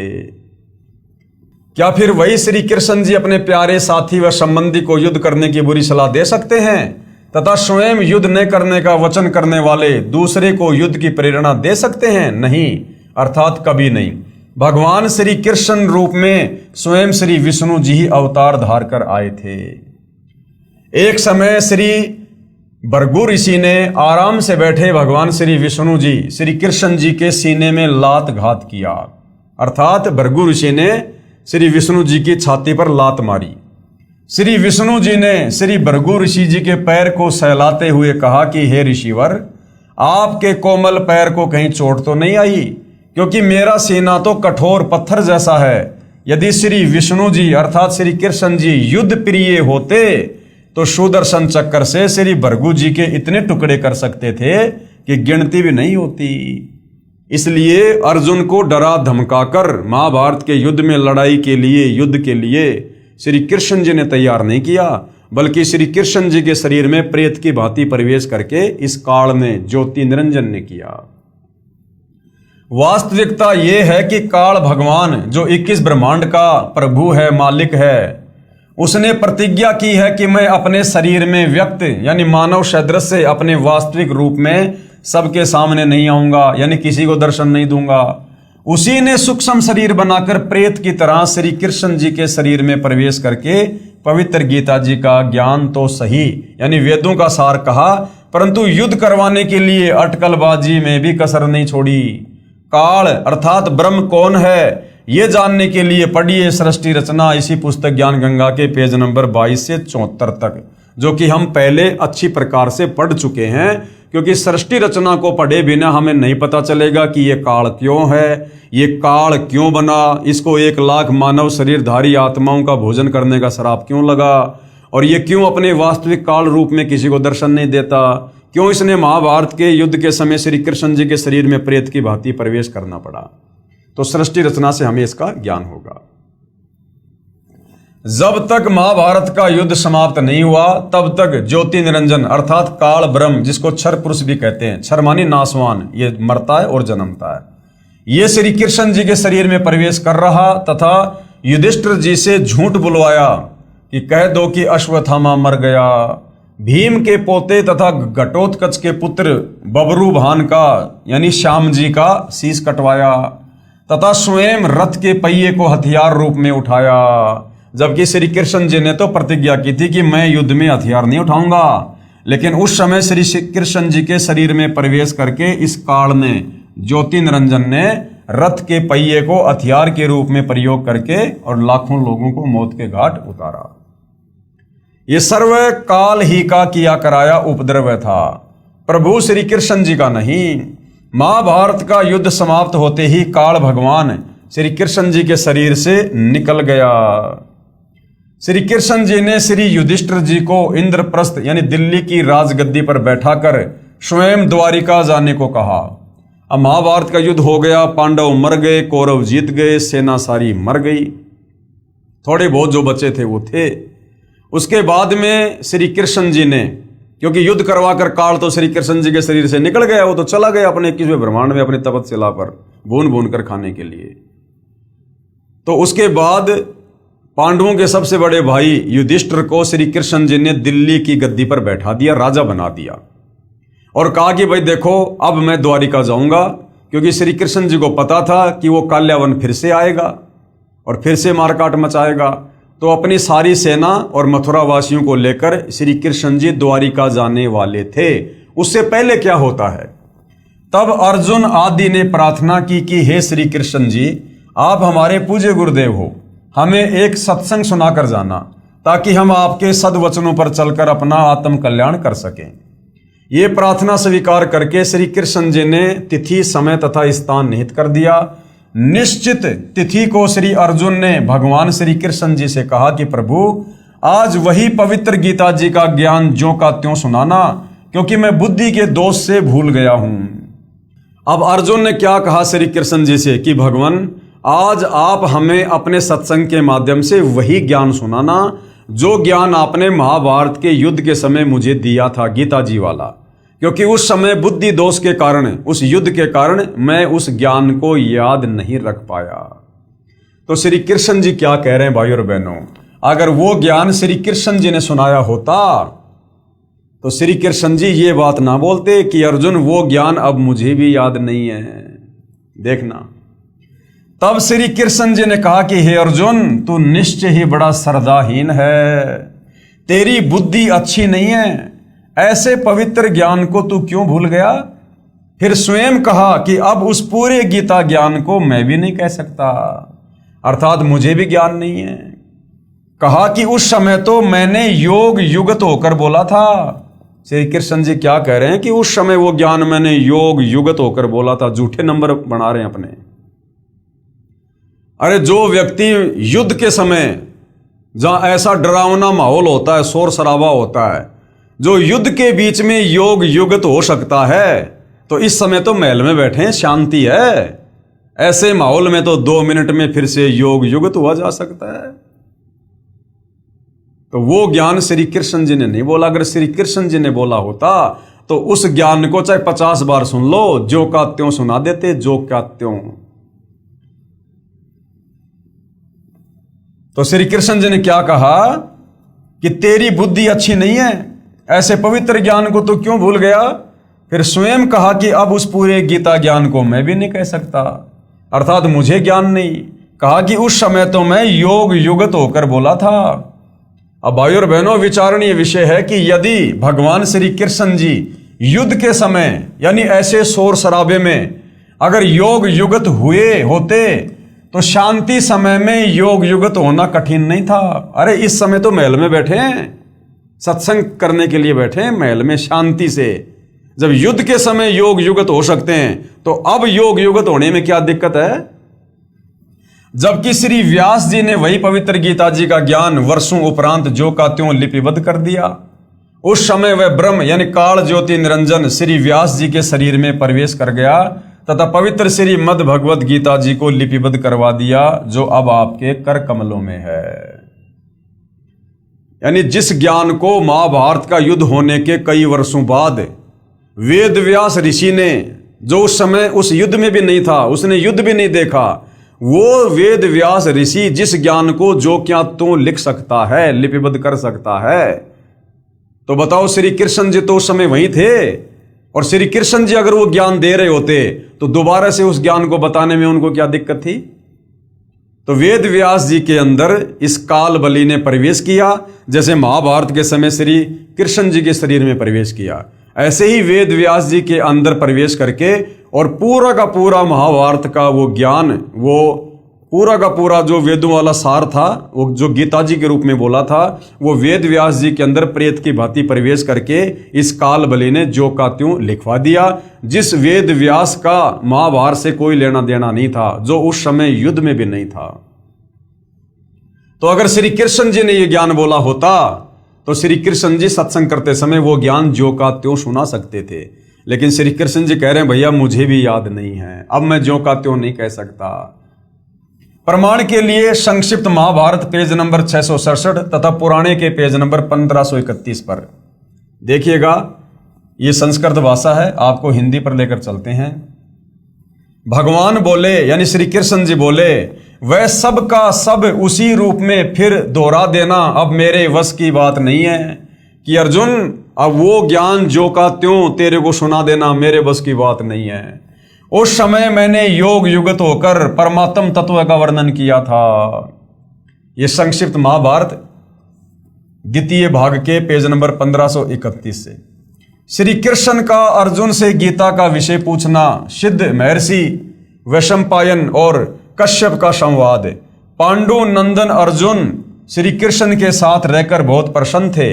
उन्होंने एक बार उस रमणीय सभा की ओर दृष्टि डालकर भगवान से यह वचन कहा, हे देवकी नंदन अर्थात श्री कृष्ण, जब युद्ध का अवसर उपस्थित था, यानी जब हम महाभारत के युद्ध में थे, उस समय मुझे आपके महात्म्य ज्ञान और ईश्वरीय स्वरूप का दर्शन हुआ था। किंतु केशव, आपने शनिवश पहले मुझे जो ज्ञान का उपदेश किया था वह सब इस समय बुद्धि के दोष से भूल गया हूं। यानी महाभारत के समय जो ज्ञान आपने दिया था, क्योंकि अर्जुन तो यही समझ रहा था कि श्री कृष्ण ने ज्ञान दिया है, जबकि श्री कृष्ण जी के अंदर वो काल था। तो अर्जुन कह रहा कि मैं अपनी बुद्धि दोष के कारण, यानी उस डर के कारण उस ज्ञान को मैं भूल गया हूं। उन विषयों को यानी उस ज्ञान को सुनने के लिए बारंबार मेरे मन में जिज्ञासा होती है, उत्कंठा होती है। इधर आप जल्द ही द्वारिका जाने वाले हैं, इसलिए पुनः वह सब विषय यानी वो ज्ञान मुझे सुना दीजिए। यानी द्वारिका जाने से पहले पहले आप मुझे वो ज्ञान सुना दो। वैशंपायन जी कहते हैं, अर्जुन के ऐसा कहने पर वक्ताओं में श्रेष्ठ महातेजस्वी भगवान श्री कृष्ण उन्हें गले से लगाकर इस प्रकार उत्तर दिया। श्री कृष्ण जी बोले, अर्जुन, उस समय मैंने तुम्हें अत्यंत गोपनीय विषय का श्रवण कराया था। यानी झूठे नंबर बना रहे हैं श्री कृष्ण जी। अपने स्वरूप भूत धर्म सनातन पुरुषोत्तम तत्व का परिचय दिया था और शुक्ल कृष्ण गति का निरूपण करते हुए नित्य लोकों का भी वर्णन किया था। किंतु तुमने जो अपनी नासमझी के कारण उस उपदेश को यानी ज्ञान को याद नहीं रखा, ये जानकर मुझे बड़ा खेद हुआ। उन बातों का अब पूरा पूरा स्मरण होना संभव नहीं जान पड़ता। यानी अब वो ज्ञान जो क्या तो मैं भी नहीं सुना सकता। हे पांडुनंदन, निश्चय ही तुम बड़े श्रद्धाहीन हो, यानी तुमने उस ज्ञान को याद नहीं रखा, तुम्हारी बुद्धि अच्छी नहीं जान पड़ती। अब बताओ, अर्जुन को तो धमका रहा है कि तेरी बुद्धि अच्छी नहीं है, और खुद कह रहा कि मुझे भी याद नहीं है, खुद कह रहा कि अब मैं भी नहीं सुना सकता। अरे भैया, जब तू नहीं सुना सकता तो अर्जुन का क्या दोष है जो याद नहीं रख सका? तो सारा खेल भाई और बहनों ये काल का था। अब मेरे लिए उस उपदेश को यानी ज्ञान को ज्यों का त्यों दोहरा देना कठिन है, क्योंकि उस समय योग युगत होकर मैंने परमात्म तत्व का वर्णन किया था। तो भैया अब हो जाओ योग युगत। जब युद्ध में समाधि लगा सकते हो, ध्यान लगा सकते हो, तो अब तो महल में बैठे हो, शांति है। अब योग युगत होना कौन सी बड़ी बात है? लेकिन जब वो ज्ञान श्री कृष्ण जी ने बोला ही नहीं तो श्री कृष्ण जी भला सुनाएंगे क्या? इसलिए अटपट कर रहे हैं। अधिक जानकारी के लिए पढ़िए संक्षिप्त महाभारत द्वितीय भाग। विचार करें, उपरोक्त महाभारत के लेखों व श्री विष्णु पुराण के लेखों व श्रीमद् भगवद गीता जी के लेखों से प्रमाणों से सिद्ध हुआ कि श्री कृष्ण जी ने श्रीमद् भगवद गीता जी का ज्ञान नहीं बोला। ये तो काल रूपी ब्रह्म ज्योति निरंजन अर्थात महाविष्णु जी ने प्रेतवत श्री कृष्ण जी के शरीर में प्रवेश होकर बोला। विष्णु ने नहीं, महाविष्णु, क्योंकि ये काल महाविष्णु का रूप धारण करके और अपनी पत्नी दुर्गा के साथ शारीरिक संबंध बना के जिस पुत्र की उत्पत्ति करता है उसका नाम आगे चलकर विष्णु होता है। तो महाविष्णु, महाब्रह्मा, महाशंकर रूप में ये काल रूप धारण करके एक ब्रह्मांड में गुप्त स्थान पर रहता है। अन्य प्रमाण श्री विष्णु पुराण गीता प्रेस गोरखपुर से प्रकाशित चौथा अंश अध्याय 2 श्लोक 26 पेज नंबर 233 पर विष्णु जी महाविष्णु अर्थात काल रूपी ब्रह्म ने देव तथा राक्षसों के युद्ध के समय देवताओं की प्रार्थना स्वीकार करके कहा कि मैं राज ऋषि ससाद के पुत्र पुरंजय के शरीर में अंश मात्र अर्थात कुछ समय के लिए प्रवेश करके राक्षसों का नाश कर दूंगा। यानी इस प्रकार से ये काल अन्य में प्रवेश करके और ये सारा खेल खेलता है। दूसरा प्रमाण कि यह काल कैसे दूसरे के शरीर में प्रवेश करके अपना कार्य करता है। श्री विष्णु पुराण गीता प्रेस गोरखपुर से प्रकाशित है, चौथा अंश है, अध्याय 3 श्लोक 6 पेज नंबर 242 पर श्री विष्णु जी ने गंधर्वों व नागों के युद्ध में नागों का पक्ष लेते हुए कहा, यानी विष्णु रूप में उस समय ये काल आ गया और नागों का पक्ष लेते हुए कहा कि मैं महाविष्णु अर्थात काल रूपी ब्रह्म मानधाता के पुत्र पुरुतकुश में प्रवेश होकर उन संपूर्ण दुष्ट गंधर्वों का नाश कर दूंगा। तो इस प्रकार ये दूसरे के शरीर में प्रवेश करके अपना कार्य करता है। अन्य प्रमाण कुछ समय उपरांत श्री युधिष्ठिर जी को भयंकर शौपन आने लगे। अब महाभारत युद्ध के बाद में युधिष्ठिर को भयंकर भयंकर डरावने सपने आने लगे। श्री कृष्ण जी से कारण तथा समाधान पूछा तो बताया कि तुमने युद्ध में जो पाप किए ना वह नरसंहार का दोष है, तुम्हें दुखदाई हो रहा है, इसके लिए एक यज्ञ करो। श्री कृष्ण जी के मुख कमल से ये वचन सुनकर श्री अर्जुन को बहुत दुख हुआ तथा मन ही मन विचार करने लगा कि भगवान श्री कृष्ण जी पवित्र गीता बोलते समय तो कह रहे थे कि अर्जुन तुम्हें कोई पाप नहीं लगेगा, तू युद्ध कर ले। इसका प्रमाण कहाँ है? गीता अध्याय 2 श्लोक नंबर 37 और 38 में कि अर्जुन तू युद्ध कर, तुझे पाप नहीं लगेगा, तेरे दोनों हाथों में लड्डू हैं। अगर युद्ध में मारा गया तो तू स्वर्ग में राज करेगा, जीत गया तो धरती पर राज करेगा। और जब युधिष्ठिर को डरावने सपने आने लगे तो श्री कृष्ण कह रहा कि तुमने युद्ध में जो पाप किया ना वो दोष लग गया तुम्हें। तो उस समय श्री कृष्ण जी के शरीर में प्रवेश करके युद्ध करवाने के लिए इस काल ने अर्जुन से कहा था कि युद्ध कर, तुझे दोष नहीं लगेगा, तेरे दोनों हाथों में लड्डू हैं। और महाभारत के युद्ध के बाद श्री कृष्ण जी के शरीर से निकलकर काल तो चला गया, अब बच गए श्री कृष्ण जी, उनको पता नहीं मैंने क्या बोला। तो अब जब युधिष्ठिर पूछ रहा कि भगवान मुझे ऐसे डरावने सपने क्यों आ रहे हैं, तो अब श्री कृष्ण जी कह रहे हैं कि भैया महाभारत के युद्ध में तुमने जो नरसंहार किया ना, जो अपने स्वजनों की जो तुमने हत्या की है कौरवों की, भैया वो पाप कर्म तुझे दुखदाई हो रहे हैं।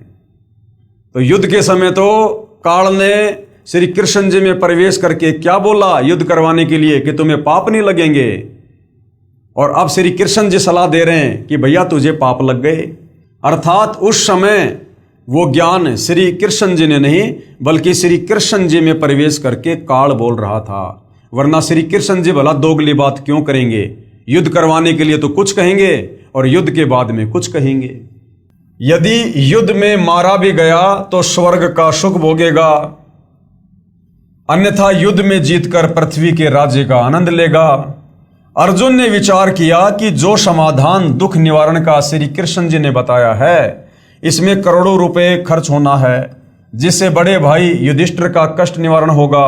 यदि मैं श्री कृष्ण जी से वाद विवाद करूंगा कि आप पवित्र गीता जी का ज्ञान देते समय तो कह रहे थे कि तुम्हें पाप नहीं लगेगा, अब उसके विपरीत बात कर रहे हो, इससे मेरा बड़ा भाई ये ना सोच बैठे कि करोड़ों रुपए के खर्च को देखकर अर्जुन बौखला गया है तथा मेरे कष्ट निवारण से प्रसन्न नहीं है, इसलिए मौन रहना उचित जानकर सहर्ष स्वीकृति दे दी कि जैसा आप कहोगे वैसा ही होगा।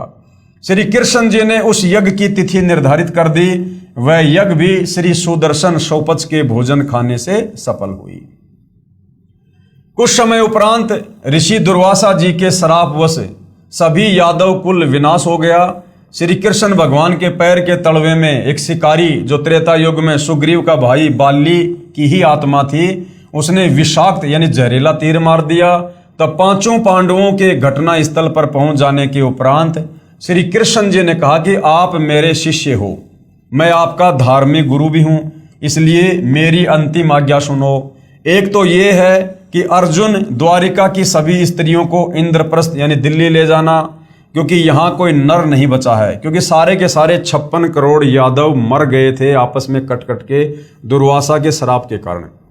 तथा दूसरे, आप सभी पांडव राज्य त्याग कर हिमालय में साधना करके शरीर को गला देना। और दूसरा क्या आदेश दिया श्री कृष्ण जी ने कि आप पांचों पांडव राज्य को छोड़कर हिमालय में चले जाना, वहां पर तपस्या करना और शरीर को गला के नष्ट कर देना। अब अर्जुन के मन में विचार आने लगा कि भैया श्री कृष्ण जी तो बड़ा दोगला, जब युद्ध करवाना था तब तो कह रहा था कि युद्ध में मर गया तो स्वर्ग का राज्य करेगा और अगर जीत गया तो धरती का राज्य करेगा, और अब कह रहा है कि हिमालय में जाके अपना शरीर गड़ा दो।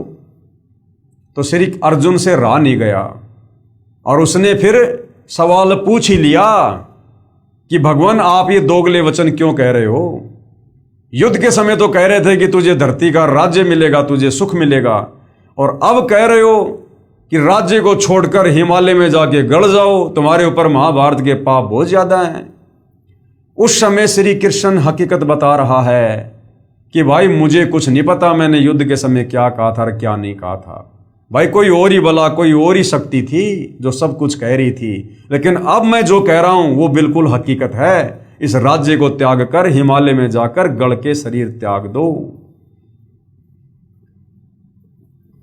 तथा दूसरे, आप सभी पांडव राज्य त्याग कर हिमालय में साधना करके शरीर को गड़ा देना, क्योंकि तुमने महाभारत के युद्ध के दौरान जो हत्याएं की थी, तुम्हारे सिर पर वह पाप बहुत भयंकर है।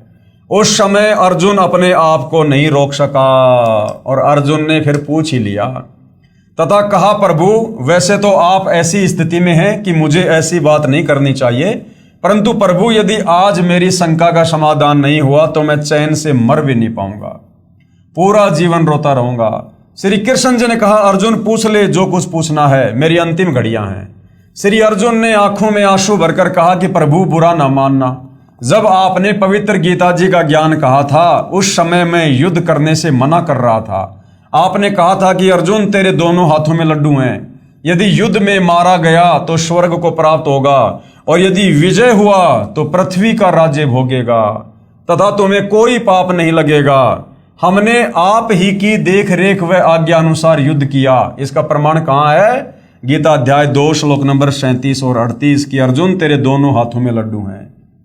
तो अर्जुन कहता, हे भगवान हमारे को तो एक हाथ में भी लड्डू नहीं रहा, ना तो हम युद्ध में मरे जो हम स्वर्ग में जाते, और अब आप हमारे को धरती का राज्य भी नहीं भोगने दे रहे, कह रहे हो कि राज्य छोड़कर हिमालय में जाके तपस्या करके गड़ के मर जाओ।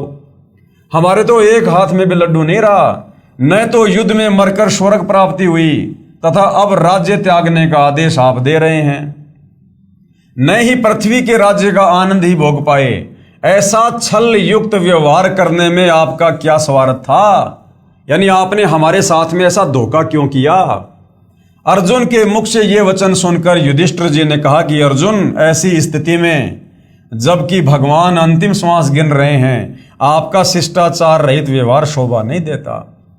श्री कृष्ण जी ने कहा, अर्जुन, आज मैं अंतिम स्थिति में हूं और तुम मेरे अत्यंत प्रिय हो। आज वास्तविकता बताता हूं कि कोई खलनायक जैसी और शक्ति है। अब हकीकत बता रहे श्री कृष्ण जी कि भैया कोई और ही है शक्ति खलनायक जैसी। मैंने कुछ नहीं कहा, मैंने कुछ नहीं बोला। कोई खलनायक जैसी और शक्ति है जो अपने को यंत्र की तरह नचाती रही। यानी युद्ध के समय मेरे में प्रवेश करके कोई और ही शक्ति थी जो यंत्र की भांति नचाती रही। मुझे कुछ मालूम नहीं मैंने गीता जी में क्या बोला था, परंतु अब मैं जो कह रहा हूं वह तुम्हारे हित में है। श्री कृष्ण जी ये वचन अश्रु युक्त नेत्रों से कहकर प्राण त्याग गए। उपरोक्त विवरण से सिद्ध हुआ कि पवित्र गीता जी का ज्ञान श्री कृष्ण जी ने नहीं कहा, ये तो ब्रह्म यानी ज्योति निरंजन काल ने बोला है, जो 21 ब्रह्मांड का स्वामी है। अब ये काल कौन है, इसका नाम काल क्यों पड़ा, ये ऐसे भयानक काम क्यों करता है, लोगों को धोखा क्यों देता है, इसके लिए आपने सृष्टि रचना को अच्छे से पढ़ना पड़ेगा। काल अर्थात ब्रह्म कौन है, ये जानने के लिए कृपया पढ़ें इसी पुस्तक में पेज नंबर 22 से 74 तक सृष्टि रचना को। श्री कृष्ण सहित सर्व यादवों का अंतिम संस्कार कर अर्जुन को छोड़कर चारों भाई इंद्रप्रस्थ दिल्ली चले गए। पीछे से अर्जुन द्वारिका की स्त्रियों को लिए आ रहा था, क्योंकि यादव कोई शेष बचा नहीं था, सारे पुरुष आपस में कट कट के मर गए थे और यादवों की जो स्त्रियां थी वो बच गई थी। अगर उनको वहां छोड़ दिया जाता तो जंगली लोग उनकी इज्जत लूटते, इसलिए अर्जुन सर्व स्त्रियों को लेकर दिल्ली जा रहे थे। पीछे से अर्जुन द्वारिका की स्त्रियों को लिए आ रहा था। रास्ते में जंगली लोगों ने सभी गोपियों को लूटा तथा कुछ एक को भगा ले गए तथा अर्जुन को पकड़कर पीटा। अर्जुन के हाथ में वही गांडीव धनुष था जिससे महाभारत के युद्ध में अनगणित हत्याएं कर डाली थी, वो भी नहीं चला। जिस धनुष से अर्जुन ने लाखों लोगों को महाभारत के युद्ध के समय मौत के घाट उतार दिया, अब वो अर्जुन से उठाया भी नहीं जा रहा है, क्योंकि उस समय काल ने अर्जुन को शक्ति दे रखी थी युद्ध करवाने के लिए, और अब वो काल ने शक्ति वापस छीन ली। तब अर्जुन ने कहा कि यह श्री कृष्ण वास्तव में झूठा तथा कपटी था, क्योंकि भाई और बहनों वास्तविकता से अर्जुन भी परिचित नहीं था, इसलिए वो श्री कृष्ण जी को ही झूठा कह रहा है, कपटी कह रहा है, जबकि सारा का सारा खेल वो काल खेल रहा था। जब युद्ध में पाप करवाना था तब तो मुझे शक्ति प्रदान कर दी, एक तीर से सैकड़ों योद्धाओं को मार गिराता था, और आज वह शक्ति छीन ली, खड़ा खड़ा पिट रहा हूं। इसी विषय में पूर्ण ब्रह्म कबीर साहिब कबीर देव जी का कहना है कि श्री कृष्ण जी कपटी व झूठे नहीं थे, ये सारा जुल्म ये काल ज्योति निरंजन कर रहा है। जब तक ये आत्मा कबीर परमेश्वर अर्थात सत्य पुरुष की शरण में पूरे संत तत्वदर्शी के माध्यम से नहीं आ जाएगी, तब तक काल इसी तरह कष्ट पर कष्ट देता रहेगा। अब सोचिए भाई और बहनों, जब महाभारत के योद्धा अर्जुन जैसे को इस काल ने नहीं छोड़ा, नहीं बख्शा, उसको भी यंत्र की भांति नचा रहा है, तो आप और हम कलयुग के दो कोटि के जीवों की भला क्या औकात, क्या बिसात। यदि हम समय रहते जगत गुरु तत्वदर्शी सतगुरु रामपाल जी की शरण प्राप्त करके सत भक्ति पर नहीं लगेंगे तो, और जिस दिन हम जगत गुरु तत्वदर्शी सतगुरु रामपाल जी की शरण में आ जाएंगे और मर्यादा में रहकर भक्ति करेंगे, ये काल जो 21 ब्रह्मांड का स्वामी है, जो श्री कृष्ण जी को भी यंत्र की भांति नचाता है, ब्रह्मा विष्णु महेश की भी जिसने चक्री बांध रखी है, ये आप और हम भक्तों से 100 कदम दूर खड़ा रहेगा, 100 कदम दूर, क्योंकि हम पूर्ण समर्थ कबीर भगवान जो वर्तमान में सतगुरु रामपाल जी के नाम से धरती पर प्रकट हैं, हम उनकी शरण में हैं, और इनसे बढ़कर समर्थ धरती पर और कोई नहीं है। तब तक काल इसी तरह कष्ट पर कष्ट देता रहेगा। पूर्ण जानकारी तत्व ज्ञान से होती है, इसलिए काल कौन है ये जानने के लिए कृपया पढ़ें इसी पुस्तक के पेज नंबर 22 से 74 तक सृष्टि रचना को। विशेष विचार। उपरोक्त प्रमाणों से सिद्ध हुआ कि श्रीमद् भगवद गीता का ज्ञान श्री कृष्ण जी ने नहीं बोला, ये तो श्री कृष्ण जी के शरीर में प्रेतवत प्रवेश होकर ब्रह्म अर्थात काल अर्थात ज्योति निरंजन ने बोला था। तो भाई और बहनों, इस रहस्य से, तत्वदर्शी संत के अभाव से, सदियों से, सतयुग से पर्दा पड़ा हुआ था। तत्व ज्ञान के अभाव में हमारे नादान धर्म गुरु भले वो संस्कृत के विद्वान थे, चारों वेदों को जिसने याद कर रखा था वो चतुर्वेदी कहलाता था, जिसने 3 वेदों को याद कर रखा था वो त्रिवेदी कहलाता था, जिसने 2 वेदों को घोट रखा था वो द्विवेदी कहलाता था। लेकिन ये लोग तत्व ज्ञान के अभाव में हमें धर्मशास्त्रों का सूक्ष्म ज्ञान निष्कर्ष निकाल कर नहीं बता पाए, जो निष्कर्ष अब सतगुरु रामपाल जी बता रहे हैं, और पूरा निष्कर्ष निकाल कर अपने सत्संगों में डाल दिया, अपनी पुस्तकों में डाल दिया। अब यदि आवश्यकता है तो जगत गुरु तत्वदर्शी सतगुरु रामपाल जी के तत्व ज्ञान युक्त सत्संगों को सुनने की आवश्यकता है। तो भाइयों और बहनों, अब जिस रहस्य से पर्दा उठ चुका है कि वास्तव में भगवान कौन है, कैसा है, कहाँ रहता है और कैसे मिलता है, और कैसे हम इस काल के द्वारा लगाए गए क्रम बंधनों से छूटकर वापस अपने निज घर सतलोक जा सकते हैं, अन्यथा हम यहीं पर कर्मों का दंड भोगेंगे। जैसे अंत में 5 पांडवों ने राज्य त्याग कर हिमालय में जाकर तपस्या करके शरीर को गड़ाकर और दुर्गति से अपनी मृत्यु को गले लगाया, और उसके बाद में उनको नरक में ठोक दिया गया, नरक में इसी काल के द्वारा।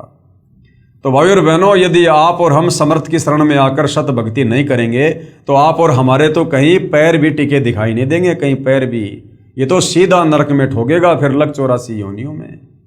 तो भाई और बहनों, अध्यात्म को, भक्ति मार्ग को समझने के लिए इन धर्मशास्त्रों को समझना, इनकी जानकारी होना बहुत जरूरी है। और ये जानकारी यदि हमारे नादान धर्मगुरु दे पाते तो आज से पहले दे चुके होते। अगर हमारे धर्मगुरुओं के पास में वो तत्व ज्ञान होता, मूल ज्ञान होता, तो कबीर परमेश्वर को सतगुरु रामपाल जी के रूप में धरती पर उतरकर ये तत्व ज्ञान प्रचार प्रसार करने की जरूरत ना पड़ती।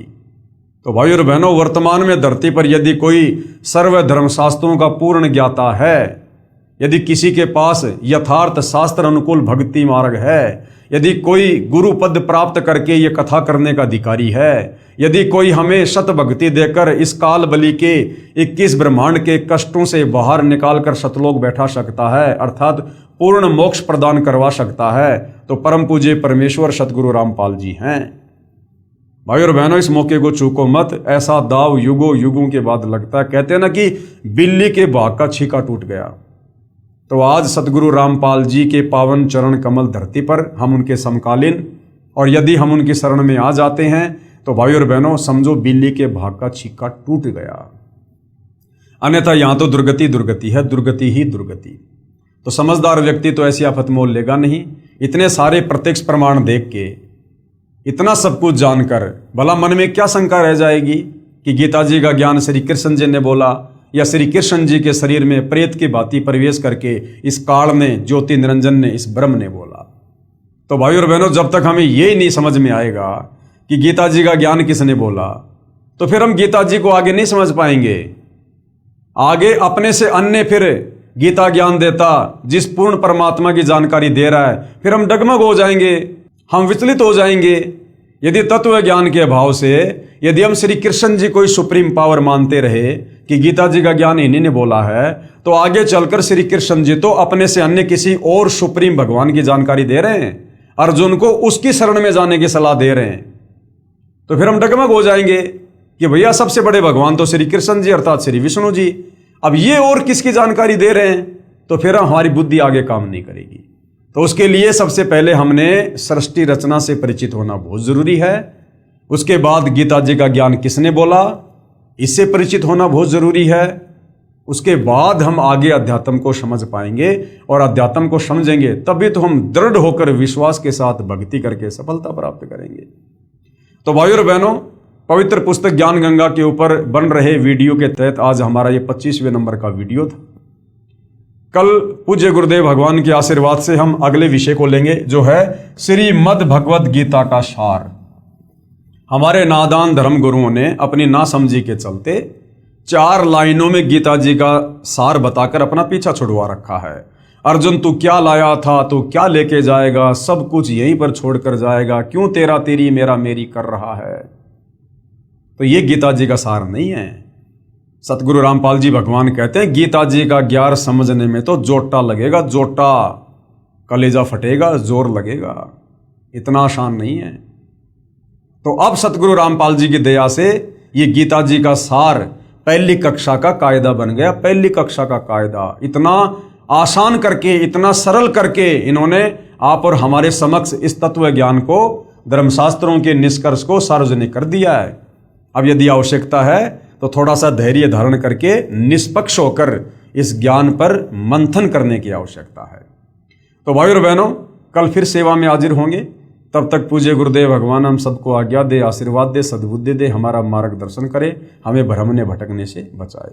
बंदी छोड़ सतगुरु रामपाल जी परमेश्वर जी की जय हो।